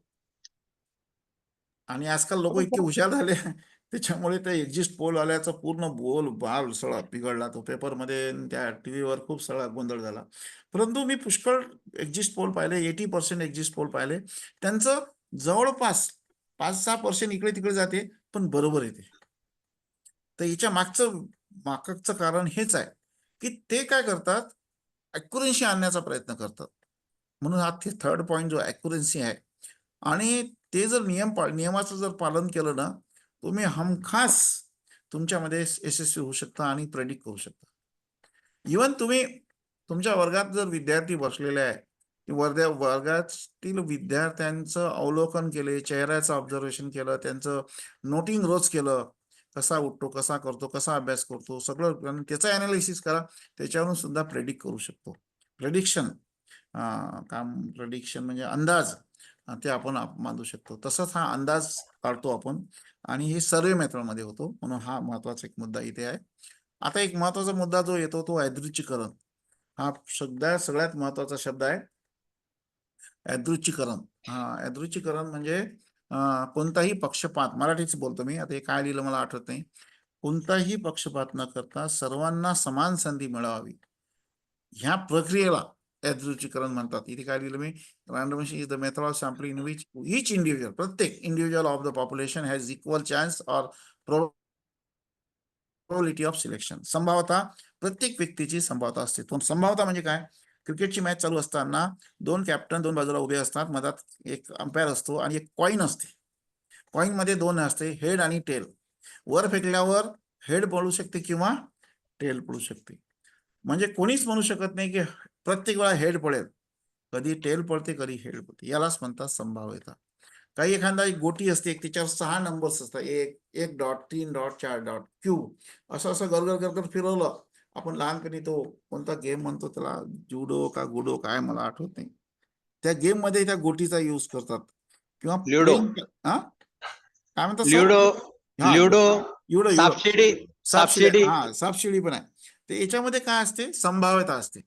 आता कसं आहे, जर तुम्ही यादृच्छिकरण हा शब्दाचा उपयोग केलाच नाही आणि मला वाटलं ही 4 पोरं माझ्या जवळचे आहे, माझे नातेवाईक आहे, मला संशोधन करायचं आहे, मी टाकून देतो या पोरांनाच, अळणावरून कळते ना. आपल्या आजकाल तर पुष्कळ लोकांना आपली जात सुद्धा आपल्या अळणावरून कळते.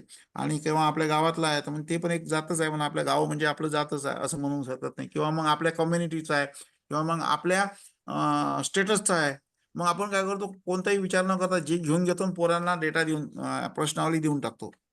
जसं मॅडमनी सांगितलं, प्रश्नावली तयार करताना किती वेळ लागतो. पण प्रश्नावली तयार करताना जितका वेळ लागतो, जितकी वेळ मेहनत लागते, त्याच्यापेक्षा मेहनत नमुना निवडताना लागली पाहिजे. खरा नमुना निवडला झाला पाहिजे. म्हणून त्याला यादृच्छिकरण हा शब्दाचा उपयोग केला जातो. Individual of sample are independently drawn from the population.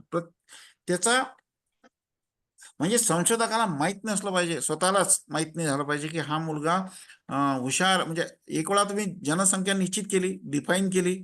कारण काय, संशोधक ज्यावेळेस तुम्ही रिसर्च रिपोर्ट लिहाल, त्याला थेसिस सबमिट करतो, त्यावेळेस नंतर व्हायवा होतो. व्हायवामध्ये एक प्रश्न विचारला जाते, मी तो विचारतो, have you define the population. म्हणजे जनसंख्याची तुम्ही डिफाईन केली काय, कोणती जनसंख्या होती, कशी होती. जनसंख्या निश्चित केल्यानंतर त्या प्रत्येक व्यक्तीला चान्स मिळेल. चान्स म्हणजे प्रतिनिधित्व मिळेल, त्याला संधी मिळेल, ऑपॉर्च्युनिटी मिळेल, याचा विचार करून संशोधक एखादा छोटासा गट निवडतो. त्याला छोटासा गट म्हणजेच नमुना निवडतो. त्याला यादृच्छिकरण असं म्हणतात. All member of the population have essentially the same probability being selected. त्याची संभाव्यता प्रत्येक व्यक्तीची असली पाहिजे. याला यादृच्छिकरण. लक्षात ठेवा, ह्या गोष्टी फार महत्वाच्या आहे. संशोधक जर तुम्ही असाल, मी तर परीक्षेत पेपर लिहायच्या दृष्टिकोनातून नाही सांगत, प्रॅक्टिकल सांगतो. जर तुम्हाला खरंच संशोधन करायचं असेल, खरोखर तुम्ही विद्यार्थी निवडताना, आजकाल मी पाहतो एम.एडची मुलं, त्यांना सांगतो बा तू संशोधनाचा टायटल निवडून आण, मग शिक्षक टायटल त्याला फायनल करून देतात. मग तू शाळा कोणती शाळा घेणार, कोणतं गाव घेईल, आपलं गावाचं नाव सांगते. मग कोणती शाळा घेईल, ज्या शाळेत शिकलाय त्या शाळेचं नाव सांगते. असं का करतात पोरं? कारण तो पोरगा पाहिजे मला इथे श्रम कमी लागेल, कष्ट कमी लागेल, मग काय संशोधन होईल? जर मी माझ्या विद्यापीठामध्ये गेलो, मला सगळे ओळखतात, मी एखादी प्रश्नावली त्या विद्यापीठातल्या कर्मचाऱ्यांना दिली किंवा शिक्षकांना दिली, ते काय म्हणणार, अरे गुल्हाने सरांची प्रश्नावली आहे, हा, मग चांगल्या गोष्टीवर टिक करेल तो, निगेटिव्ह देणार नाही. मग इथे काय होते, पक्षपात होते. पक्षपात इथे अपेक्षित नाही. पक्षपात शब्द मी इथे मुद्दाम शब्द वापरतो की त्याच्यामुळे संशोधनाच्या निष्कर्षावर वाईट परिणाम होतो, संशोधनाचं निष्कर्ष चुकीचं निघते, म्हणजेच तुमची पूर्ण संशोधन प्रक्रिया कोलमडून जातो. म्हणजे जेवढी तुम्ही मेहनत सकाळी मॅडमने सांगितले टूल्स म्हणजे साधने तयार करण्यावर लावली, खर्च केला, प्रपोजल तयार केलं आणि तुम्ही एकच चूक केली, नमुना निवडच चुकीचा केला, तर सगळा पैसा तुमचा वाया जाऊ शकते. म्हणून नमुना निवडणं म्हणजे सर्वात महत्वाचा आहे. आजकाल नवीन पद्धत झाली, गाईड निवडणं हे सगळ्यात महत्वाचं आहे म्हणते पोरं म्हणतात. मग काही एक पोरगा आला माझ्याजवळ मागच्या वर्षी, सर मग एक पोरगा थांबला माझ्यासाठी 3-4 वर्ष, काय माहित का थांबलं. आता त्याच्या डोक्यात काय होतं मला माहित नाही. नंतर मी त्याला एक प्रश्न विचारला होता म्हणून सांग, खरे म्हटलं तू 3-4 वर्षापासून तू PhD का नाही केलं? कारण माझ्याजवळ जागा नव्हत्या, एक शिक्षकाजवळ जागा नव्हत्या. एक उदाहरण देतो मी. तो म्हणे नाही म्हणे सर मला तुमच्याकडेच PhD करायचं. मग आता त्यांना सिलेक्शन ऑफ गाईड पर्पोजिव्ह सॅम्पल त्यांनी केलं, तर त्याला माहित होतं की इथे जर निवडलं, इथे काम केलं तर माझं PhD लवकर होते आणि मला चांगला फायदा होते. असे विचार करणारे विद्यार्थी पण आहे, उलटी दिशेनं पण येते. गाईड निवडणं सुद्धा आजकाल एक ट्रेंड झालेला आहे असं मला दिसून आलं. बरं, मी त्याच्यावर विश्वास ठेवत नाही, सर्वच गाईड सारखेच असतात, पण विद्यार्थ्याच्या दृष्टिकोनातून असू शकते. महत्वाचा मुद्दा इथे आहे, सिलेक्शन हे यादृच्छिक पद्धतीनं झालं पाहिजे, म्हणजे पक्षपात न होता प्रतिनिधित्व स्वरूपाचे असावं, हा मागचा माझा उद्देश. आता सॅम्पलची साईज किती असायला पाहिजे, कोण सांगेल सांगावर? 1 मिनिट, एक प्रश्न घेतो आणि मग पटापट घेऊ, कारण वेळ संपून आला. What do you mean by नमुन्याचा आकार कसा असायला पाहिजे? आपण जी कोण हॅलो बोलते? सर, नाव बोलू? सांगा, मला तुमचे चेहरे दिसत नाही म्हणून सांग. माझं नाव विजय गोसावी. गोसावी सर सांगा. आपण जी जनसंख्या निवडली आहे हा, त्याच्यामध्ये पर्सेंट मध्ये आपण घेऊ शकतो. किती समजा आता ती जनसंख्या उदाहरणार्थ? उदाहरणार्थ समजा मी जर आदर्श संशोधन जर मी घेत असेल तर ते अबव 15 ते 20% ही आपली असली पाहिजे. जे आपण जे सॅम्पल निवडलंय त्याच्या 15% किंवा 20% हे सॅम्पल आदर्श आपण मानतो. परंतु पॉप्युलेशन खूप मोठं असेल तर ते आपल्याला 5%, 10%, आणि पॉप्युलेशन थोडं कमी असेल तर 30% पर्यंत आपण घेतो. Thank you sir. बरं, एनीबडी दुसरं हा, सांगा. Premkumar go ahead. सांगा. हा, प्रेम कुमार सांगा. हा सर, जनसंख्येच्या 10%. थँक्यू. जनसंख्येच्या 10%. आता मी सर प्रेम कुमार तुम्हाला एक प्रश्न विचारतो. माझी संख्या, माझी पॉप्युलेशन 10 लाख आहे किंवा 15 लाख आहे, 10% किती होते? नाही, जास्त जर खूपच जास्त संख्या असेल तर सर हा, तुमच्या प्रश्नाला मी उत्तर मागून आलो. तुम्ही काय म्हटलं? 10%. हे टक्के आता मला माहित नाही कोणत्या पुस्तकात लिहिलेलं आहे. आता हे मागचं माझं व्यक्तिगत मत मागतो, कदाचित तुम्हाला काही लोकांना पटणार नाही. टक्केवारी हे कधीच नाही घ्यायला पाहिजे, मी असं मत आहे. तुम्ही संशोधक आहे, तुमचे गाईड तुमचे संशोधक आहे, ते तर अनुभवी असतात. आपण ज्यावेळेस 5%, 10%, 20% असं ठरवतो तर याच्यामध्ये काय होते, बांधून जातो आपण. हॅलो. हा, बोला. सर, निखिल डागराव बोलतो. सांगा. सर, मला वाटते की जनसंख्येवर आधारित असतं ते. तुमचा व्हॉइस असा इको होऊन आला. एक कोणता तरी डिव्हाइस बंद करा. सांगा, पुन्हा सांगा. ओके. 2 डिव्हाइस चालू असताना इको होते. बाहेर जाणार. बाहेर जा, बाहेरून बोला आता, तुम्हाला बोलायचं. हा सर, हॅलो हा, आता इथे आवाज बोला. सर, ते जनसंख्येच्या आकारावर आणि आपण निवडलेल्या विषयाच्या उद्दिष्टांवर अवलंबून असते की किती नमुना निवडायचा. बरोबर. जसं की जनसंख्येचा आकार जर लाखोमध्ये बरोबर आहे. जनसंख्येचा आकार जर लाखोमध्ये असेल तर आपण टक्केवारीनुसार जर काढत बसलो की 50%, 10%, तर ते खूप मोठी जनसंख्या नमुना होईल. बरोबर आहे, बरोबर आहे. नाही, बरोबर आहे. हे बघा, गोसाई, प्रेमकुमार आणि तुमचं मी दोघांचं अभिनंदन करतो. नाही, आलं लक्षात मला तुम्हाला काय सांगायचं. जनसंख्येचा आकार जो असतो ना, डिपेंड अपॉन तुम्हाला माहित आहे, तुम्ही ठरवलेले उद्दिष्ट तुमच्या जवळ असते, तुमचा आवाका तुमच्या लक्षात येते, तुमची कॅपॅसिटी तुमच्या असतात. आता मला सांगा, जनसंख्या, मला काश्मीरची विद्यार्थी मी निवडू शकतो काय? नाही निवडू शकत. मला काश्मीरच्या मुद्द्यावर संशोधन करायला मला काश्मीरमध्ये जावं लागेल. Not possible. जर मी 25 विद्यार्थी घेतलं तर संख्याशास्त्र म्हणतात तुमचा नमुन्याचा आकार 30 पेक्षा जास्त पाहिजे. हे लक्षात ठेवा बरं. नमुना निवडताना आयडियल नमुना कधीही 30च्या खाली आणला नाही पाहिजे, कारण स्टँडर्ड डेव्हिएशनचा जो सूत्र आहे σd/n, तो चुकते. तुम्हाला स्टँडर्ड डेव्हिएशन काढताना अडचण निर्माण होते. कमीत कमी 31 आणि 31 पेक्षा जास्त विद्यार्थी संख्या असलं पाहिजे. म्हणून मी इथे सांगतो की नमुन्याच्या साठी कोणतेही टक्केवारी मानू नका. ॲज लार्ज ॲज पॉसिबल घ्या. नमुन्याचा आकार तुम्ही 15, 30, 35 घेतला, 40 घेतला, जरी मी 30 म्हटलं तुम्ही 35 घ्याल. जितका छोटा तितका तुमचे निष्कर्ष चुकीचे येऊ शकते. जितकं सॅम्पल मोठं तितकं तुमचं निष्कर्ष विश्वसनीय असू शकते. हे माझी भाषा नाही आहे, हे जॉन बेस्टच्या पुस्तकामधलं, one of the best book in the research, त्या पुस्तकामधलं डिपेंड्स आहे. म्हणजे संशोधनाच्या उद्दिष्टानुसार संशोधनाचा आवाका लक्षात ठेवून जेवढा जास्त सॅम्पल, आपला आवाका म्हणजे माझे हात जिथपर्यंत पुरते तिथपर्यंत, त्याला म्हणतात आवाका. मी जिथपर्यंत पोहोचू शकेल त्याला म्हणतात आवाका.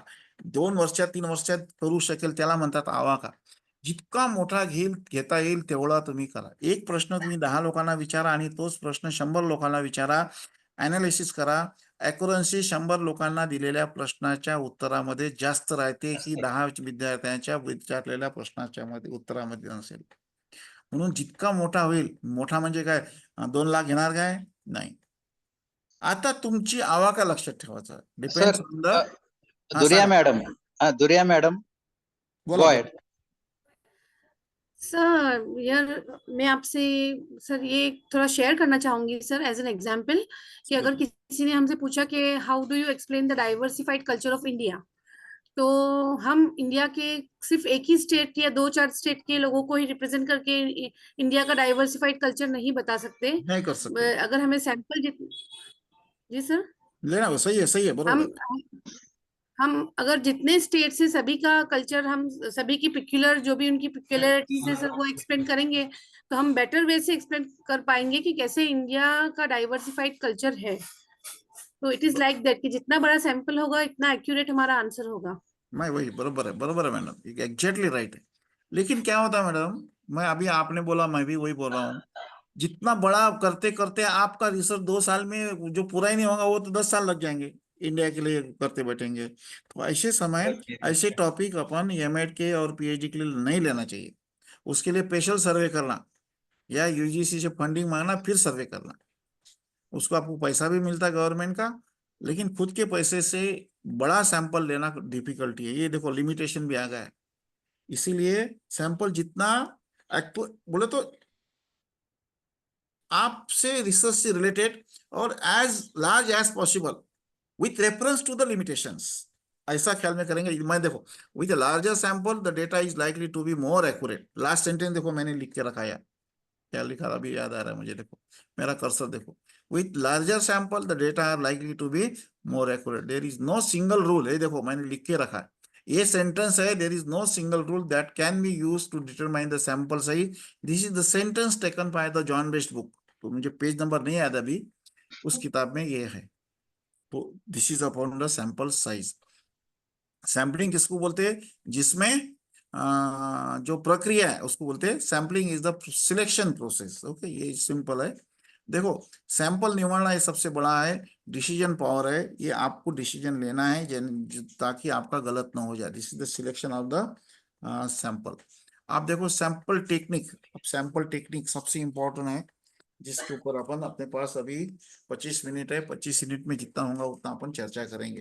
ये सबसे इंपॉर्टेंट है सैम्पलिंग टेक्निक्स, तंत्र, मेथड्स, विधि विधि बोलते, हिंदी में अपन इसको विधि बोलेंगे। एक मिनट।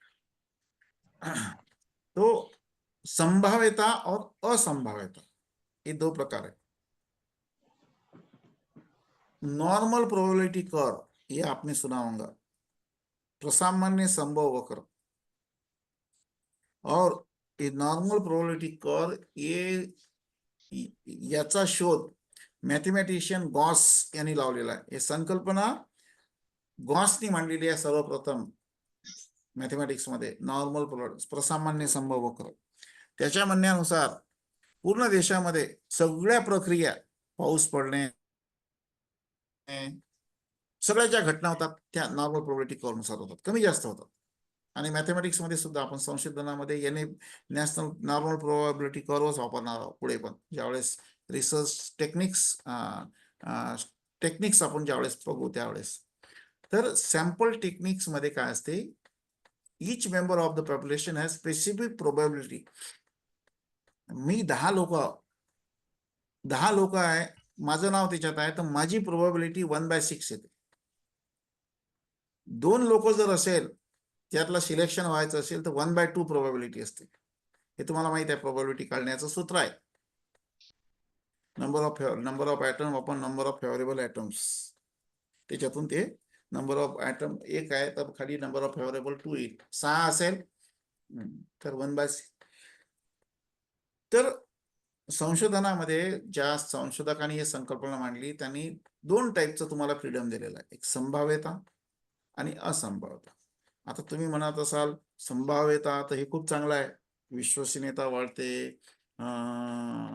कोणता पक्षपात होत नाही। मग असंभाव्यता का आलं?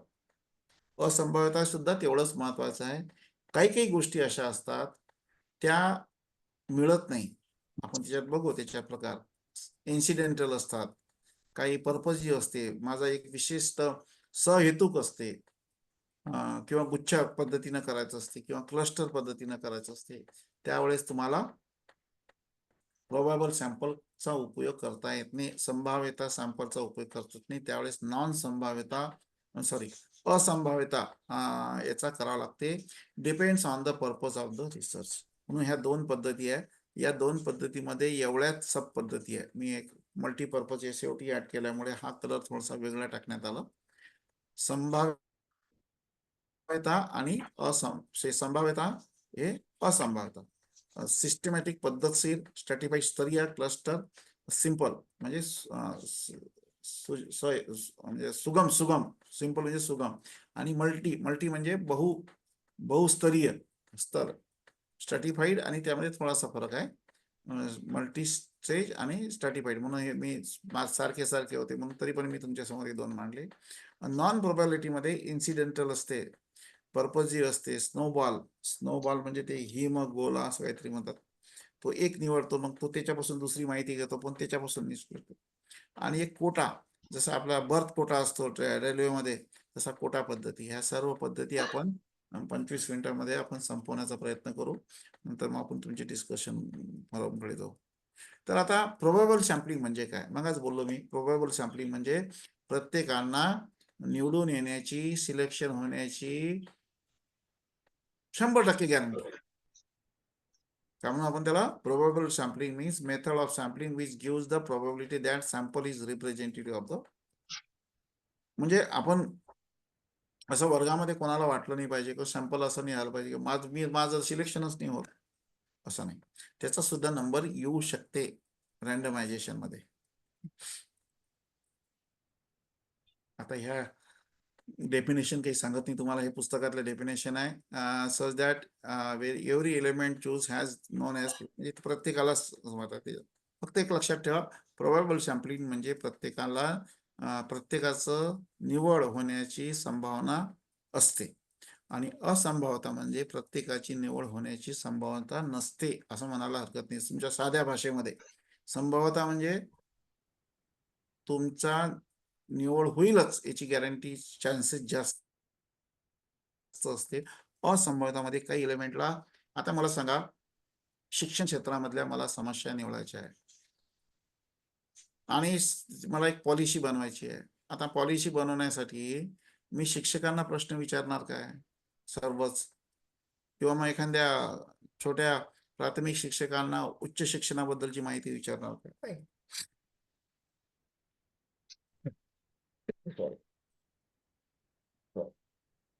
मी काय करेल, त्या शिक्षण क्षेत्रातला तज्ञ व्यक्ती किंवा व्हाईस चान्सलर लेवलची व्यक्ती मी सिलेक्ट करेल, लिस्ट करेल आणि त्याच्यातून काही निवडेल. म्हणजे आता काय झालं, शिक्षण क्षेत्रातले बाकीचे लोक काय झाले, दुर्लक्षित झाले. दुर्लक्षितच म्हणावं लागेल, त्यांना चान्सेस आहे काय? नाही आहे.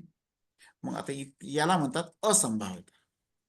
आणि संभाव्यतामध्ये काय राहते, प्रत्येक विद्यार्थी मला कधी ना कधी त्याच्यात नंबर येईल, किंवा मग पूर्णच्या कधी काही सॅम्पलिंग टेक्निक असं पण म्हणतात की तुमचं जनसंख्या तुमची छोटी असेल, 100 हजारच जनसंख्या आहे, 1000चे 1000 तुम्ही जनसंख्या ॲज ए सॅम्पल येऊ शकता. Set and subset are both equal. मग त्याला सबसेट म्हणताच येत नाही. Equal and less than and equal किंवा ग्रेटर दॅन इक्वल, आणि मग असते equal population equal to sample, अशी सिच्युएशन सुद्धा येऊ शकते. बरोबर आहे. मग त्याच्यामध्ये तो भाग जो असते तो तिथे मग हा प्रश्न येत नाही संभाव्यता असंभाव्यता. परंतु जिथे तुम्हाला विश्वसनीयता पाहिजे, तुम्हाला ॲक्युरेन्सी पाहिजे, तर तिथे सगळ्यात चांगली पद्धती म्हणतात जर मला विचारलं तर मी हेच म्हणेल की संशोधकाने प्रोबॅबल सॅम्पलिंग मेथडच यूज केली पाहिजे. तर आता आपण बघूया प्रोबॅबल सॅम्पलिंग मेथड. याच्यामध्ये 5 प्रकार आहे. सुगम यादृच्छिक न्यायदर्शी निवड, पद्धतशीर न्यायदर्शी निवड, स्तरीकृत किंवा स्तरीय पण म्हणतात त्याला, मी पुस्तकातला शब्द घेतला तो स्तरीकृत, आणि बहुस्तरीय, आणि गुच्छ, क्लस्टर म्हणजे गुच्छ, असा गुच्छ घेतो आपण एखाद्या भागातला आणि मग त्याच्यातून नमुना निवडतो. तर आपण पहिले बघू सिंपल. म्हणजे त्याला सिंपलच म्हणतात. सिंपल यासाठी म्हणतात की ते सहज कोणाला पण शक्य होते. जसं माझ्याकडे 500 विद्यार्थी आहे, तर मी काय करेल, 500 तिकीट, 500 तुकडे करेल तिकीट, कागदाची चिठ्ठ्या काढेल आणि त्याच्यावर 500 लोकांचे नाव लिहिल किंवा 500 लोकांचे रोल नंबर टाकून देईल, 1 ते 500, आणि ते काय करेल एका मडक्यामध्ये किंवा एखाद्या डब्यामध्ये टाकेल आणि त्याला खूप हलवेल. आपण खेळतो ना, लहान मुलं खेळतात तसे हलवतात, मग ते उलटे करतात. मग असं हलवलं, लकी ड्रॉ म्हणजे शब्द म्हणजे माझ्या तुमच्यासाठी लकी ड्रॉ, लॉटरी पद्धत. आणि काय करायचं, त्याच्यातून एका पोराला सांगायचं नाही किंवा मग आपण डोळे बंद करून एक एक चिठ्ठी काढायची. 500 पैकी 100 चिठ्ठ्या मी बाहेर काढेल. याच्यामुळे काय होऊन राहिलं की मला कोणत्या चिठ्ठीवर कोणतं नंबर आहे, कोणाचं नाव आहे हे मला माहित नाही. जे लिहिले आले त्याची एक यादी करेल आणि ते डिक्लेअर करेल, दिस इज माय सॅम्पल, हा माझा नमुना. या पद्धतीला म्हणतात सिंपल रॅन्डम सॅम्पलिंग. रॅन्डम शब्द इथे का आला, इथे मी काय केलं, त्याला रॅन्डमायझेशन म्हणजे फिरवलं, कोणता पक्षपात केला काय नाही. आणि सिंपल मेथड आहे कारण ते सहज काढता येते. आणि हे खूप मोठी जनसंख्या असेल मग त्यासाठी वेगळं आहे, लॉटरी पद्धत आहे. त्याच्यापेक्षा वेगळी आहे टिपेट आणि फिशरनं काय केलं आहे तुमच्या माहितीसाठी सांगतो, असं एक टेबल तयार केलेला आहे. आता तो माझ्याजवळ नाही आहे, पुस्तकाच्या शेवटी असते. आता पुस्तक घेऊन बसलो नाही मी, पुस्तकाच्या शेवटी किंवा एक टेबल्स ऑफ टिबेट किंवा टिबेट्स टेबल, त्याच्यामध्ये एक कुठे बोट ठेवायचं आणि मग तिथून जेवढे पाहिजे तेवढे मोजायचे. त्याला रोल नंबर. हा प्रेम कुमार, हा काही म्हणायचं आहे, विचारायचं आहे प्रेम कुमार, काही विचारायचं आहे प्रेम कुमार? नाही सर, नाही. ओके. तर तो टिबेटचा टिबेट हा माणूस आहे बरं, ही वॉज द सायकोलॉजिस्ट, त्यांनी हा टेबल तयार केला. फिशर ही वॉज सायकोलॉजिस्ट, यांनी एफ टेस्ट डेव्हलप केली म्हणून एफ रेशो टेस्ट म्हणतात त्याला, एफ रेशो फिशरचा. स्टुडंट टेस्टला टी टेस्ट म्हणतो आपण. तसे 100 टेस्ट आहे स्टॅटिस्टिक मध्ये जर तुम्ही आतमध्ये जाल. या गोष्टीचं माझं एक पुस्तक आहे स्टॅटिस्टिक अँड रिसर्च, याच्यामधले हे सगळे मी त्याच्यातलेच पॉईंट घेतलेले आहे, त्या पॅरेग्राफच तिथला घेतलेला आहे. तर सांगण्याचा उद्देश आहे की सिंपल सुगम यादृच्छिक निवड पद्धती ही सर्वात चांगली आहे. ज्याला संशोधन करायचं आहे त्यांनी मस्तपैकी सुगम यादृच्छिकचा लॉटरी पद्धती तुम्हाला काढता येते, टॉस पण करता येते, पण टॉस करण्याचं कठीण जाते. बेस्ट आहे लॉटरी पद्धती, बेस्ट आहे. नाव टाकायचे आणि मडक्यामध्ये एखाद्या डब्यामध्ये भांड्यामध्ये सगळे टाकायचे आणि टाकायचे. आजकाल ते गणपतीच्या वेळेस किंवा दिवाळीच्या वेळेस बंपर ड्रॉ असते. तुम्ही 2000चं वस्तू घ्या, मग तुमचं एक तुम्हाला कुपन देते आणि तुम्हाला एक त्याच्यावर तुम्हाला सही तुमचं नाव टाकायला होते आणि मग त्या डब्यामध्ये ते टाकतात. आणि मग दिवाळी संपल्यावर 5 दिवसांनी किंवा गणपती उठल्यावर मग तो लकी ड्रॉ असा बाहेर काढतात. मग ज्याची चिठ्ठी बाहेर निघते त्याला मग कोणाला स्कूटर भेटते, कोणाला बुलेट भेटते, कोणाला काही काही वस्तू भेटतात. दिस इज द लॉटरी पद्धत. तशीच लॉटरी पद्धत संशोधनामध्ये सुद्धा वापरू शकतो. आता हे तुमच्यासाठी एक एक्झाम्पल दिलेलं आहे. इथे बघा हे पद्धत सिंपल रँडम. आता हे टिपेटच्या टेबल मधून हे एवढे पोरं सिलेक्ट झालेले आहे. जसं जसं तो नंबर तसे असतात त्या पद्धतीनं किंवा मग त्याच्यातून आपण सिलेक्ट करतो. आता इथे पॉप्युलेशन आहे 1 2 3 4 12 आहे. 12 पैकी 3 5 11 हे लॉटरी पद्धतीतून ज्यावेळेस मी डबा हलवला त्याच्यातून हे पद्धती हे मला मिळाले. आता मला सांगा 3 5 11 हे काय आहे? Can anybody tell me what this? याला काय म्हणता येईल? 3 5 11 हे नमुना होऊ शकते का? सॅम्पल. नमुना होऊ शकते काय? हो किंवा नाही? Yes sir. हे बरं ओके. का होऊ शकते? Why this is called may be called as sample? Because that represents the population. Yes, that's a good, very good. Because these 3 represent the population of 12 people. आता हे तर सॅम्पल मी छोटंसं उदाहरण दिलं तिथे 100 1200 पण असू शकतात. एक उदाहरण तुमच्या समोर मांडलेलं आहे. Because they represent the population as well as they have the same qualities and characteristic the remaining have. जेवढे उर्वरित आहे त्यांच्यामध्ये जे क्वालिटी आहे तेच यांच्यामध्ये, म्हणून याला नमुना म्हणतात. लक्षात आलं? आपण पुढे जाऊ. सिस्टमॅटिक सॅम्पलिंग हे थोडंसं मॅथमॅटिकल आहे, पण याच्यात सूत्र लागते. सूत्र आहे n/n. थोडंसं आपण म्हणजे याला आपण असं म्हणू शकतो पॉप्युलेशनची साईज भागेला जो निवड आपण ठरवतो 200 निवडायचे त्याला त्यांनी भागायचं, आलेल्या भागाला m म्हणायचं आणि मग त्या सूत्रामध्ये टाकायचं. हे सूत्र आहे x + m. आता मी चला एक स्टेप सांगतो तुम्हाला. काय म्हणतात? In this technique it require complete information. म्हणजे तुम्हाला काय पाहिजे? सॅम्पल जर असेल 2000ची जी यादी पाहिजे तुमच्याजवळ, हा झाला पहिली स्टेप. आणि 2000 पैकी तुम्हाला 100 निवडायचे आहे, तर मग आपण जे निवडायचं आहे त्याला छोटा n म्हणू आणि जे जनसंख्या आहे म्हणू आपण त्याला कॅपिटल N म्हणू. मग काय करायचं? त्या कॅपिटल मोठ्या पॉप्युलेशनला जेवढं आपल्याला निवडायचं ठरवलेलं आहे ओके, त्याला भागायचं. समजा मी 2000 आहे. आता पुढे उदाहरण इथे घेतलेलं आहे. माझा नंबर आहे 1000 आहे n आणि मला निवडायचे 200. म्हणजे मोठा n झाला कॅपिटल N 1000 आणि स्मॉल n. एवढं लक्षात आलं? Is it clear? Suppose I have 1000 number of students and I want to select 200 number of students from 1000. Okay, what we call the capital N represent the number of students, that is population, and small n that to be selected. निवडला नाही, selected करायचे. Okay, now then third step, divide capital N by small n. याचा answer आलं 5. आलं ना? 1000ला 200 ने भागितलं तर हा आला. याला आपण काय म्हणू? We call as m म्हणू. m ने डिनोट करा. Then select one number from 1 ते जे 5 आहे एका नंबर स्लेटवर 1 2 3 4 5 लिहायचं. मग काय करायचं? Select one number from 1 to 5 randomisation, एक लॉटरी पद्धतीमध्ये 5 नंबर टाकायचे, 1 2 3 5 चिठ्ठ्या टाकायची, त्यातला एक नंबर निवडायचा.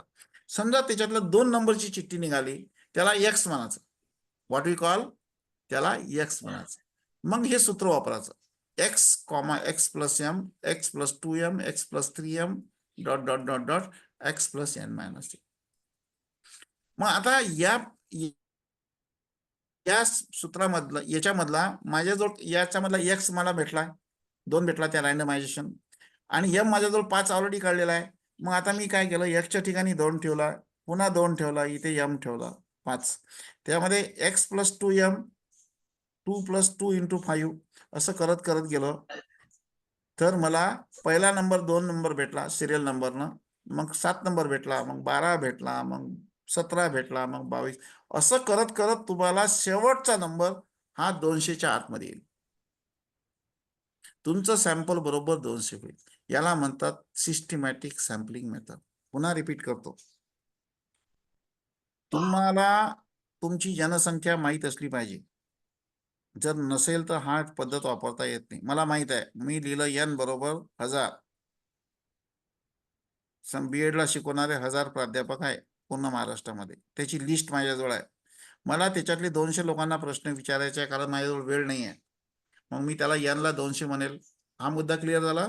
चला, मग आता मी 1000 ला 200 ने भागितलं, जी संख्या येते त्याला मी m म्हणतो. 5 आले. हा 5 आकडा 5 असल्यामुळे 6 आला तर 6, 7 आला तर 7 चिठ्ठ्या करायच्या. 5 चिठ्ठ्या, 5 आला तर 5 चिठ्ठ्या बनवल्या. 1 2 3 4. ह्या 5 चिठ्ठ्या मी डब्यात टाकल्या. एक चिठ्ठी काढली, त्या चिठ्ठीवर मला 2 नंबरचा आकडा दिसला, म्हणून मी त्याला एक्स म्हटलं. झालं. मग हा सूत्र वापरायचं, x plus m, x plus 2m, x plus 3m, हे सिक्वेन्स आहे. मग त्यामध्ये तुमच्याजवळ एक्स आहे आणि एम आहे, मग हे टाकत टाकत जायचं आणि कॅल्क्युलेशन करायची, तर तुम्हाला विद्यार्थी मिळेल. याला म्हणतात सिस्टमॅटिक सॅम्पल. हे कोणाला समजलं माहित आहे? एनीबडी समजलं किंवा नाही? यस किंवा नो सांगा. हो सर, समजलं. समजलं.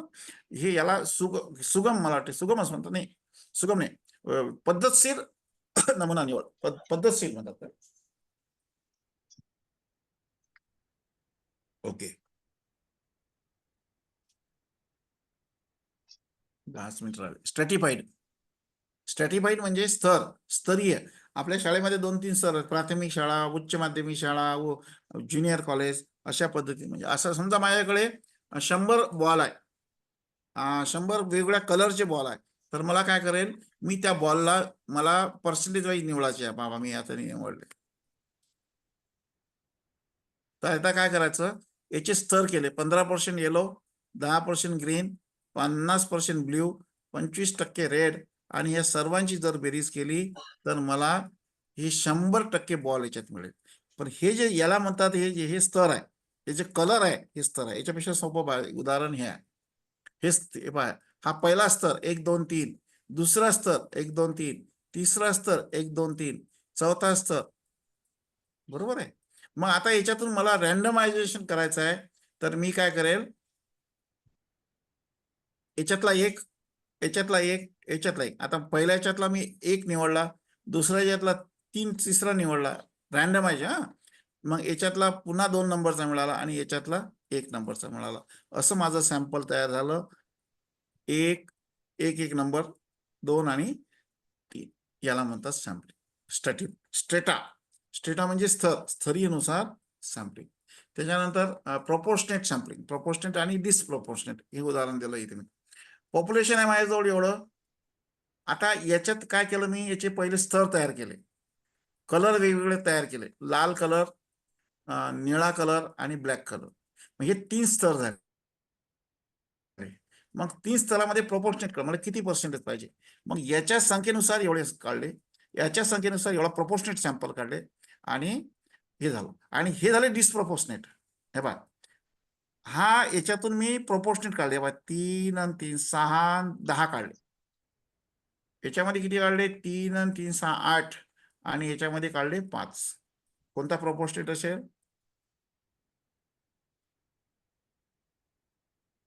अर्धे अर्धे केले. 1/2 चा प्रोपोर्शनेट घेतला. बरोबर आहे? पहा ना, हे 20 आहे ना, 1 2 3 4 5 10 आहे ना, 20 आहे. 20 पैकी 10 घेतले. हे किती आहे? 8 दुनी 16, 16 पैकी 8 घेतले. हे किती आहे? 10 आहे. काळ्यापैकी 10 पैकी 5 घेतले, म्हणजे 1/2 चा प्रोपोर्शन वापरला. 1/2. पण इथे काय केलं मी? प्रत्येकातून 10 घेतले. मी विचार केला नाही संख्येचा. माझं सॅम्पल मला 30चं पाहिजे. 10. काही पोरं करतात तसं, पण त्याच्या मागचं लॉजिक असलं पाहिजे. Proportionate sample is best. हा झाला स्ट्रॅटिफाईड. मल्टीस्टेज म्हणजे जर आपल्याला वेगवेगळे आपण त्याला होल युनिटला आपण एक्स म्हणून त्याला वाय रिजन वाईज करायचं. म्हणजे केंद्र सरकार, राज्य सरकार, मग रिजन, मग डिव्हिजन, मग जिल्हा, या इथे उदाहरण ते बोलते. Multi stage sampling. कंट्री, मग स्टेट 2 3 4 2 3 6. मग याच्यातली सिटी घेतल्या, 2 सिटी निवडल्या, याच्यातल्या 2 सिटी निवडल्या, याच्यातल्या 2 सिटी निवडल्या, याच्यातले 2 कॉलेज निवडले, याच्यातले 2 कॉलेज निवडले, याच्यातले 2 कॉलेज निवडले, मग याच्यातले 3, याच्यातले 3, याच्यातले 3, याच्यातले 3. आता हे जे भेटले ते 1 2 3 4 5 6 18. 18 जे मेंबर निवडले मी पूर्ण भारतातून निवडलेले आहे. पूर्ण भारत आणि 3 स्टेट. पहिले हे 3 स्टेट मध्ये सुद्धा 2 3 6 हे रँडमायझेशन काढले. 3 स्टेट निवडले, त्याच्यानंतर 2 सिटी निवडल्या, त्याच्यानंतर मग मी 2 कॉलेज निवडले आणि प्रत्येकातून 3 नंबर निघाले. याला म्हणतात मल्टी सॅम्पलिंग. त्यानंतर क्लस्टर म्हणजे एक छोटासा भाग. जसं आपण एखादं ऍपल मधून एक छोटासा भाग बाहेर काढतो ना, कापून शेत काढतो, किंवा टरबूज मधून एक बाहेर काढतो आपण, त्याला क्लस्टर असं म्हणून. पण हे सुद्धा सॅम्पलिंग रँडमायझेशन व्हायला पाहिजे. हे बघा, वेगळा क्लस्टर आहे इथे. हे वेगवेगळे क्लस्टर्स आहे. 1 2 3 4 5. याच्यातून हे 2 क्लस्टर काढले. 1 2 3 म्हणजे 1 2 3 4 5 हे वेगळे क्लस्टर आहे. त्याच्यातून मी रँडमायझेशन मधून 2 क्लस्टर घेतले, पण हे सगळे रिप्रेझेंटेटिव्ह आहे. याला म्हणून आपण क्लस्टर सॅम्पलिंग. आता आपण थोडंसं, कारण वेळ कमी असल्यामुळे फक्त 4च मिनिटं राहिले म्हणून थोडं फास्ट घेऊन जातो मी. Non प्रोबॅबल sampling. मला लक्षात नाही आलं आपल्याला इतका वेळ कमी पडेल म्हणून. ठीक आहे. नॉन प्रोबॅबल म्हणजे ज्याच्यामध्ये मला याच्यात पक्षपात आहे. मी जाणून बुजून पक्षपात करणार आहोत. मला त्या संशोधनाचा विचार माझ्या डोक्यात एकच आहे की मला चांगला रिझल्ट भेटला पाहिजे, म्हणून मी पक्षपात करणार आहोत. पक्षपात करणे म्हणजे काही लोकांना डावलणे सुद्धा चांगलं असते. तुम्ही डिसिजन मेकर मध्ये कोणतेही माणसं, आता तुम्ही मला रिप्रेझेंटेटिव्ह असं आपलं एखाद्या बेवड्याला घेऊन जाल का तुम्ही? दारू पिणाऱ्याला घेऊन जाणार का? एखाद्या त्याला काहीच माहिती त्याला रिप्रेझेंटेटिव्ह कराल का तुम्ही? नाही, पॉसिबल नाही. संशोधन काय म्हणतात, जे तज्ज्ञ माणसं आहे त्या लोकातले काही लोक तुम्हाला योग्य वाटत असेल. आता डिलीट पदवी, रिसर्च PhD ला गाईड असते. डिलीटला कुठे आहे? त्याला स्वतःलाच गाईड करायला, मग त्याला पदवी भेटत नाही, ऑनर असते ते. सो म्हणून there are no statistical technique, म्हणजे टेक्निकल स्टॅटिस्टिक काहीच वापरत नाही, परंतु त्याला एक नंबर दिलेला आहे. इन्सिडेंटल, पर्पजिव्ह, कोटा आणि स्नोबॉल. आता बघू आपण. इन्सिडेंटल मध्ये काय असते? सॅम्पल्स आर मोस्ट फ्रिक्वेंटली, सहज अवेलेबल असते.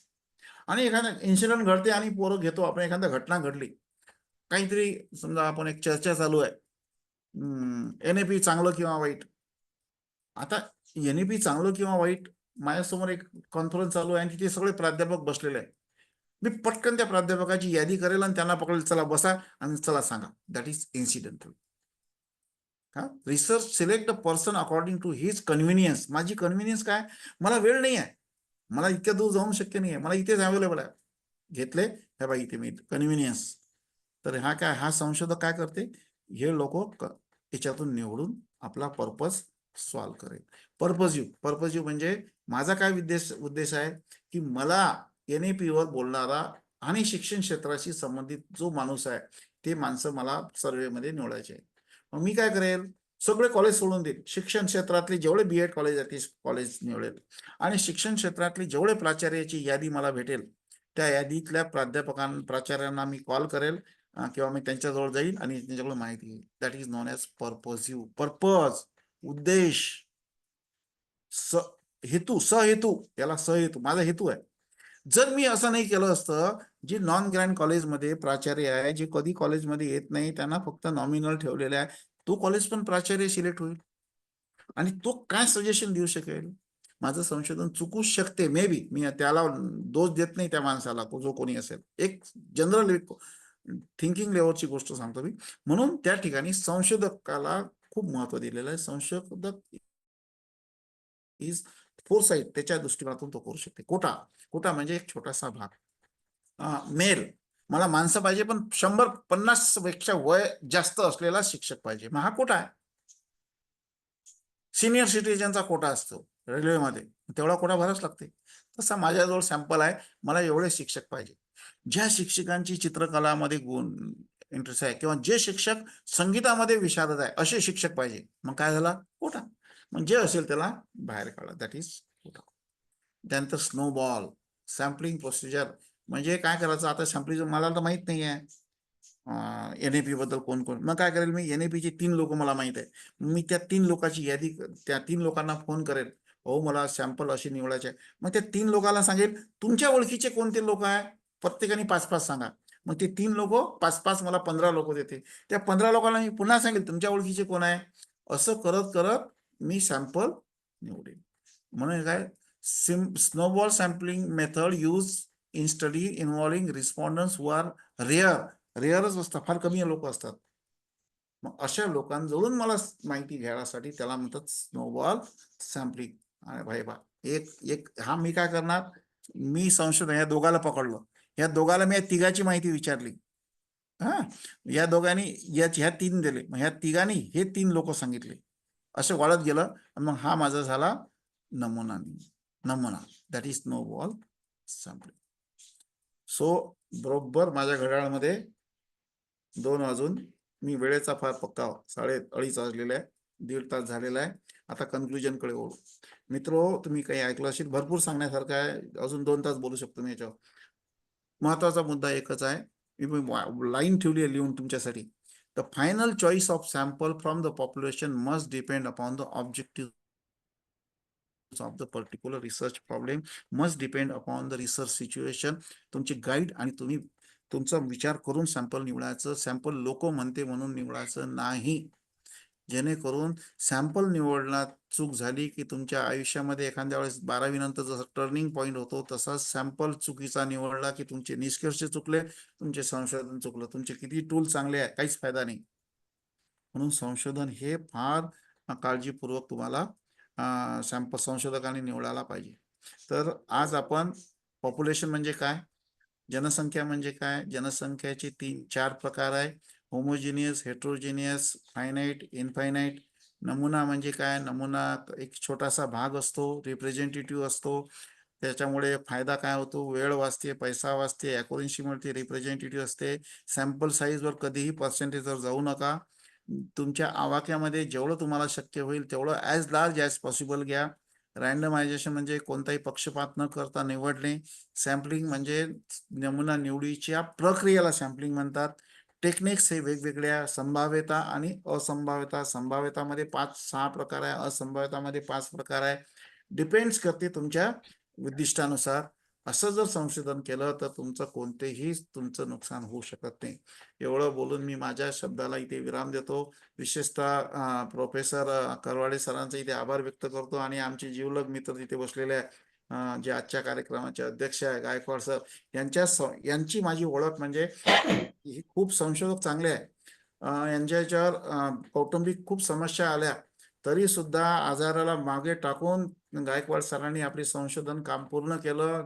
औरंगाबाद, त्यावेळेस औरंगाबाद, त्यांचे गाईड बुलढाण्याला, ते तिकडे आणि अमरावतीला येऊन त्यांनी उत्कृष्ट संशोधनाचं सादरीकरण केलं. त्यांना चांगलं त्यांच्या एक्सपर्टनी तारीफ केली. असे आजचे कार्यक्रमाचे अध्यक्ष यांचा सुद्धा आभार आहे. प्राचार्य मॅडम यांचा सुद्धा आभार आहे. आणि सगळ्यात जास्त आपण सर्वांचा आभारी आहोत की त्यांनी तुम्ही मला इथे मदत केली ऐकण्यामध्ये आणि सांगण्यामध्ये. त्यामुळे सर्वांचा आभार व्यक्त करून मी इथे विराम करतो. तुमच्या काही समस्या असेल तर तुम्ही मला विचारू शकता. धन्यवाद. धन्यवाद सर.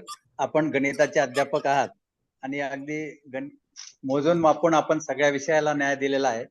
आणि एका खऱ्या शिक्षकाच्या वैशिष्ट्याला अनुसरून आय हिअर आय फॉरगेट, फक्त ऐकवण्यापेक्षा आपलं जे प्रेझेंटेशन होतं ते एवढं बोलकं, लुसिड होतं, त्याच्यामध्ये जे आपण ग्राफिक्स वापरले होते ते एवढे बोलके होते की मला असं वाटतं की आता किती हात वर येतील बघूया, आपण थोडा वेळ चर्चेला देऊया. ठीक आणि आहे. त्यानंतर मी गायकवाड सरांना आवाहन करेल की त्यांनी याचं समारोप करावा. आता आपल्याकडे विजय रामगिरी गोसावी यांनी आधी हात वर केलाय, आपला प्रश्न विचारा. धन्यवाद सर. सर हे मी सरांना प्रश्न विचारू इच्छितो. ऍक्च्युअली मी शिक्षकांच्या आता जे प्रशिक्षण झालं त्यावरती संशोधन करतोय, परंतु नमुना निवडताना माझ्या समोर समस्या निर्माण झाली. कारण हे वेगळे जे प्रकार आहेत प्रत्येकाचा मी खूप अभ्यास केला, परंतु मला जे संशोधन करायचं आहे ते प्रशिक्षणानंतर शिक्षकांच्या अध्यापनात नेमकं काय बदल घडला यावर करायचंय. मग हे निवडताना जनसंख्या माझी 956 आहे सर. 956 जनसंख्या आहे. त्यातले तुम्ही म्हटले पर्सेंटेज नुसार नाही निवडायची. आणि यामध्ये प्रकार पण असे आहे की हे 1ली ते 8वीला शिकवणारे शिक्षक आहे. मग यामध्ये काही 1ली ते 5वी प्राथमिक आले, 6वी ते 8वी उच्च प्राथमिक आले.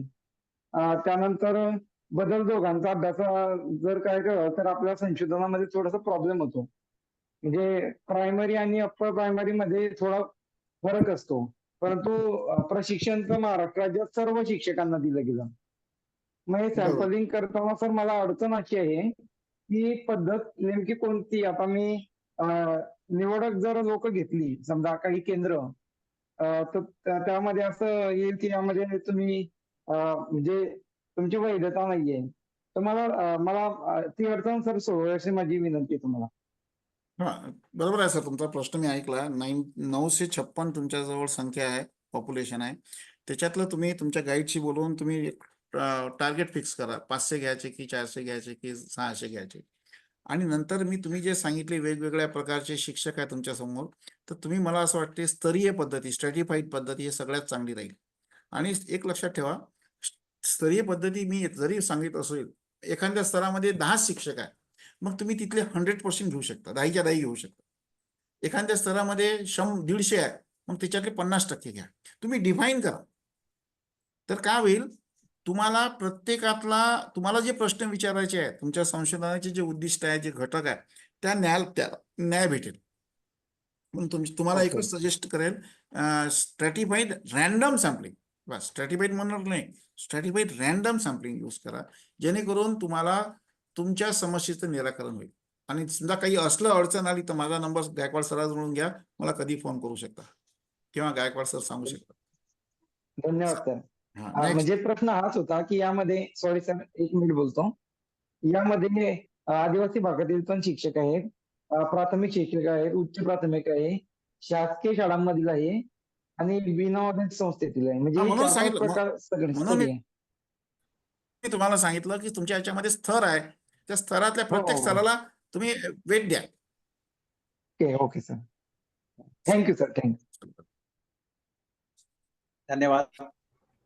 आणखी कोणी?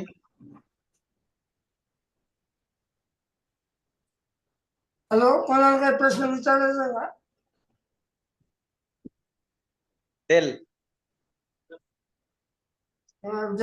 डेल कोणाचा आहे? डेल आपणच आहात सर. अच्छा, डेल म्हणजे याच्यावरून ना. ठीक आहे सर, मला व्हिडिओचं द्या ना सर.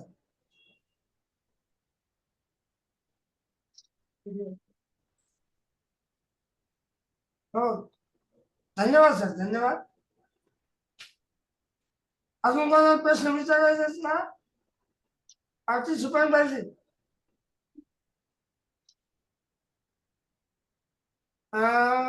मला वाटतं गुल्हाने सरांचं सेशनच एवढं महत्वपूर्ण आणि चर्चेला कसलाही हे नाही, बंधन नाही असं झालेलं आहे. त्यामुळे प्रश्नांचे निरसन, जेव्हा जेव्हा प्रश्न निर्माण झाले त्याच्या वेळी बोलत असताना बरेच प्रश्न तयार झाले आणि त्याचं निरसन पुढे बोलता बोलता सरांनी आपसूक करूनच टाकलं. म्हणजे म्हणून असं काय म्हणतो आपण त्याला चालतं बोलतं, जो ज्या नावानं गाडगे बाबांचं विद्यापीठामध्ये काम करतात, चालतं बोलतं विद्यापीठ गाडगे बाबाला म्हणतात. तसं संशोधनाच्या बाबतीमधलं चालतं बोलतं नमुना ज्याला आपण म्हणू, एक गुल्हाने सरांचं उदाहरण आपल्याला देता येईल. सरांनी सांगितलं माझ्या आजारपणामध्ये सरांनी मला भरपूर सहकार्य केलं. यशोरी होते तेव्हा ते माझं जेव्हा थिसिस त्यांच्याकडे त्यांचं परीक्षण जेव्हा गेलं तेव्हा मला सरांनी खूप मदत केलेली. आपण त्या बाबतीमध्ये मी सरांचा कायम ऋणात राहील. सरांच्या आजच्या याच्याबद्दल आपण बोलूया. सरांचा विषय होता जनसंख्या, नमुना आकार आणि नमुना निवड पद्धती. यामध्ये बऱ्याचशा कन्सेप्ट विद्यार्थ्यांना माहीत नसतात. नमुना म्हणजे जसं गोसावी सर आता बोलले, तर त्यांचं 956 ही जनसंख्या असून देखील त्यांना अजून सॅम्पलिंग करण्यासाठी थोड्या अडचणी येत आहेत. त्याचं उत्तर देखील सरांनी ते आपसूक सांगितलं बघा. म्हणजे आपल्याला जनसंख्या म्हणजे काय, नमुना म्हणजे काय, नमुन्याचा आकार कसा असावा, नमुना निवडण्याच्या वेगवेगळ्या पद्धती कशा आहेत, त्याचं सोदाहरण वेगवेगळ्या उदाहरणाद्वारे सरांनी आज दिलेलं आहे. सरांचं उपयोजित संशोधन आणि काय म्हणू आपण त्याला मूलभूत संशोधन याचा फरक इथून त्यांचं सरांचं लेक्चर सुरू झालं. तर हळूहळू ते उपयोजित संशोधनामध्ये कोणकोणत्या पद्धती आहेत, नमुना कसा घेतला पाहिजे, नमुना निवडताना कोणत्या पद्धती वापरल्या पाहिजे, आपण सॅम्पल काय घेतलं पाहिजे, सॅम्पल घेताना कोणती काळजी घेतली पाहिजे, ते निवडताना पक्षपात न करता असे अनेक उदाहरणं सरांनी गणिताच्या माध्यमामधून, चित्रांच्या माध्यमामधून, पीपीटीच्या माध्यमामधून दिलेले आहेत असं आपल्याला सांगता येईल.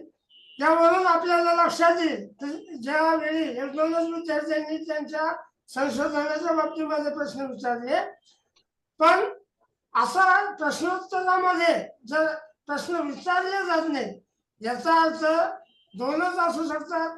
एक तर ते समजलं नाही किंवा सगळं समजलं. तर सरांचा बोलण्याचा ओघ, सरांची शैली, समजावून सांगण्याची पद्धत ही इतकी चांगली होती ते प्रश्नच उरला नाही. अशा पद्धतीचं हे आजचं सरांचं लेक्चर झालेलं आहे. सर सुरुवातीलाच बोलले की गोकुळाष्टमीचा आता सध्या सणावारांचा महिना आहे आणि या सणावाराच्या महिन्यामध्ये लोकांना वेळ नसतो. सर नुसतं एका फोनवर तयार झाले आणि सरांचा परिचय देताना करवंदे सर आमचे जे या शिबिराचे या पुढच्या सत्राचे समन्वयक आहेत डॉक्टर उर्जित करवंदे सर यांनी एक परिचय देताना एक गोष्ट विसरून राहिली त्यांची, ते सर खूप फिरण्याची आवड आहे सरांना, पर्यटनाची आवड आहे. पण पर्यटनाची आवड असताना देखील सरांनी अनेक वेळा परदेशात गेले. जपानचं उदाहरण दिलं बघा सरांनी, जपानचं उदाहरण दिलं. सर मलेशियाला गेलेले, जपानला गेलेले, पण हे हाऊस म्हणून जात नाही. आपण हाऊस म्हणून पर्यटनाला जातो किंवा फिरायला जातो. सर एज्युकेशन पर्पजला धरून ज्या ज्या ठिकाणी सर जातात त्या त्या ठिकाणी शैक्षणिक उद्दिष्ट घेऊनच जातात आणि त्याचा अभ्यास केला जातो. म्हणून सर परदेशवारी करताना शिक्षणवारी देखील करतात असं म्हणल्यास आपल्याला वावगं ठरलं नाही. तर अशा पद्धतीनं सरांचं आज लेक्चर जे आहे अतृप्त होतो आम्ही. तर सरांनी आम्हाला जनसंख्या म्हणजे काय, नमुना कसा निवडावा, नमुन्याचा आकार कसा असावा या बाबतीत आमचे जे प्रश्न होते त्या प्रश्नाचं उत्तर आज आम्हाला दिलेलं आहे आणि आम्हाला तृप्त करून सोडलेलं आहे असं मला या प्रसंगी सांगावं असं वाटतं. त्याबद्दल सरांचं मी ऋण व्यक्त करणार नाही, सरांच्या ऋणातच राहतो आणि सरांना ज्या ज्या वेळी आम्ही ओळ देऊ आमच्या संस्थेच्या वतीनं तर ते आम्हाला मदतच करतील. पण त्याची शब्द घेतो सरांचा या प्रसंगी की आम्हाला ज्या ज्या वेळी गरज पडेल त्यावेळी आम्ही हक्कानं तुम्हाला बोलू. तरी देखील एक औपचारिकता म्हणून संस्थेच्या वतीनं शासकीय अध्यापक महाविद्यालय छत्रपती संभाजीनगर या ठिकाणच्या संशोधन केंद्राच्या वतीनं त्या संशोधन केंद्राचे जे समन्वयक आहेत, जे आजच्या वर्कशॉपचे देखील समन्वयक आहेत, असे प्रोफेसर उर्जित करवंदे सर, या महाविद्यालयाच्या प्राचार्या डॉक्टर नलिनी मुळे मॅडम, चौंधेकर मॅडम यांचा देखील या प्रसंगी आभार व्यक्त करतो. आणि त्याचबरोबर माझ्या भगिनी सुमेधा मॅडम, माझे मित्र डॉक्टर रामेश्वर पद्मे सर आणि ऑनलाईन असलेले अनेक शिक्षक, प्राध्यापक आणि विद्यार्थी, त्याचबरोबर या ठिकाणी या महाविद्यालयामध्ये ऑफलाईन असलेले बरेचसे प्राध्यापक, बरेच PhDचे संशोधक, MA विद्यार्थी यांचा देखील या प्रसंगी आभार व्यक्त करतो. आणि पुनश्च एकदा डॉक्टर गजानन गुल्हाने सरांचं मनापासून आभार व्यक्त करतो. आणि हे सेशन संपलं असं अध्यक्षांच्या वतीने आपल्याला सांगू इच्छितो. धन्यवाद. पुन्हा एकदा सर्वांचे मनपूर्वक आभार. मला तुमच्याशी बोलण्याची संधी दिली आणि तुम्ही ऐकून धन्यवाद सर. धन्यवाद सर. धन्यवाद. आणि आपलं सरांनी एक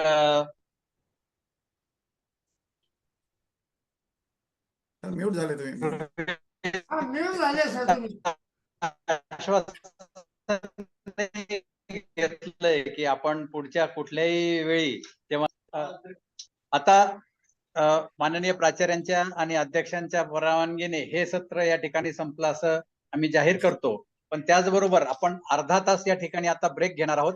अर्ध्या तासाच्या ब्रेक नंतर 3:15 वाजता आपण ब्रेकआउट सेशनचा प्रयत्न करणार आहोत. हा तसा पहिलाच प्रयत्न असणार आहे. आपण जेवढे काही या ठिकाणी जॉईन व्हाल त्याचे आपण सब ग्रुप्स करणार आहोत आणि त्यामध्ये तुमच्या जे रिसर्च तुम्ही करत आहात त्याविषयी काही चर्चा होईल. एक आमच्या केंद्रावरचे एक PhD संशोधन मार्गदर्शक जे आहेत ते त्या गटामध्ये जॉईन होतील. आणि एक छोटीशी, म्हणजे आता मोठ्या ग्रुपमध्ये तेवढी ओपन डिस्कशन होणं थोडंसं त्याला मर्यादा असतात. नंतर आपण छोट्या गटामध्ये परत चर्चा करणार आहोत. बघूया किती यशस्वी होऊ शकतं हे. आपण ब्रेकआउट सेशन घेणार आहोत. तर 3:15 वाजता सगळेजण आपण याच लिंकने परत या ठिकाणी जॉईन करू. तेव्हा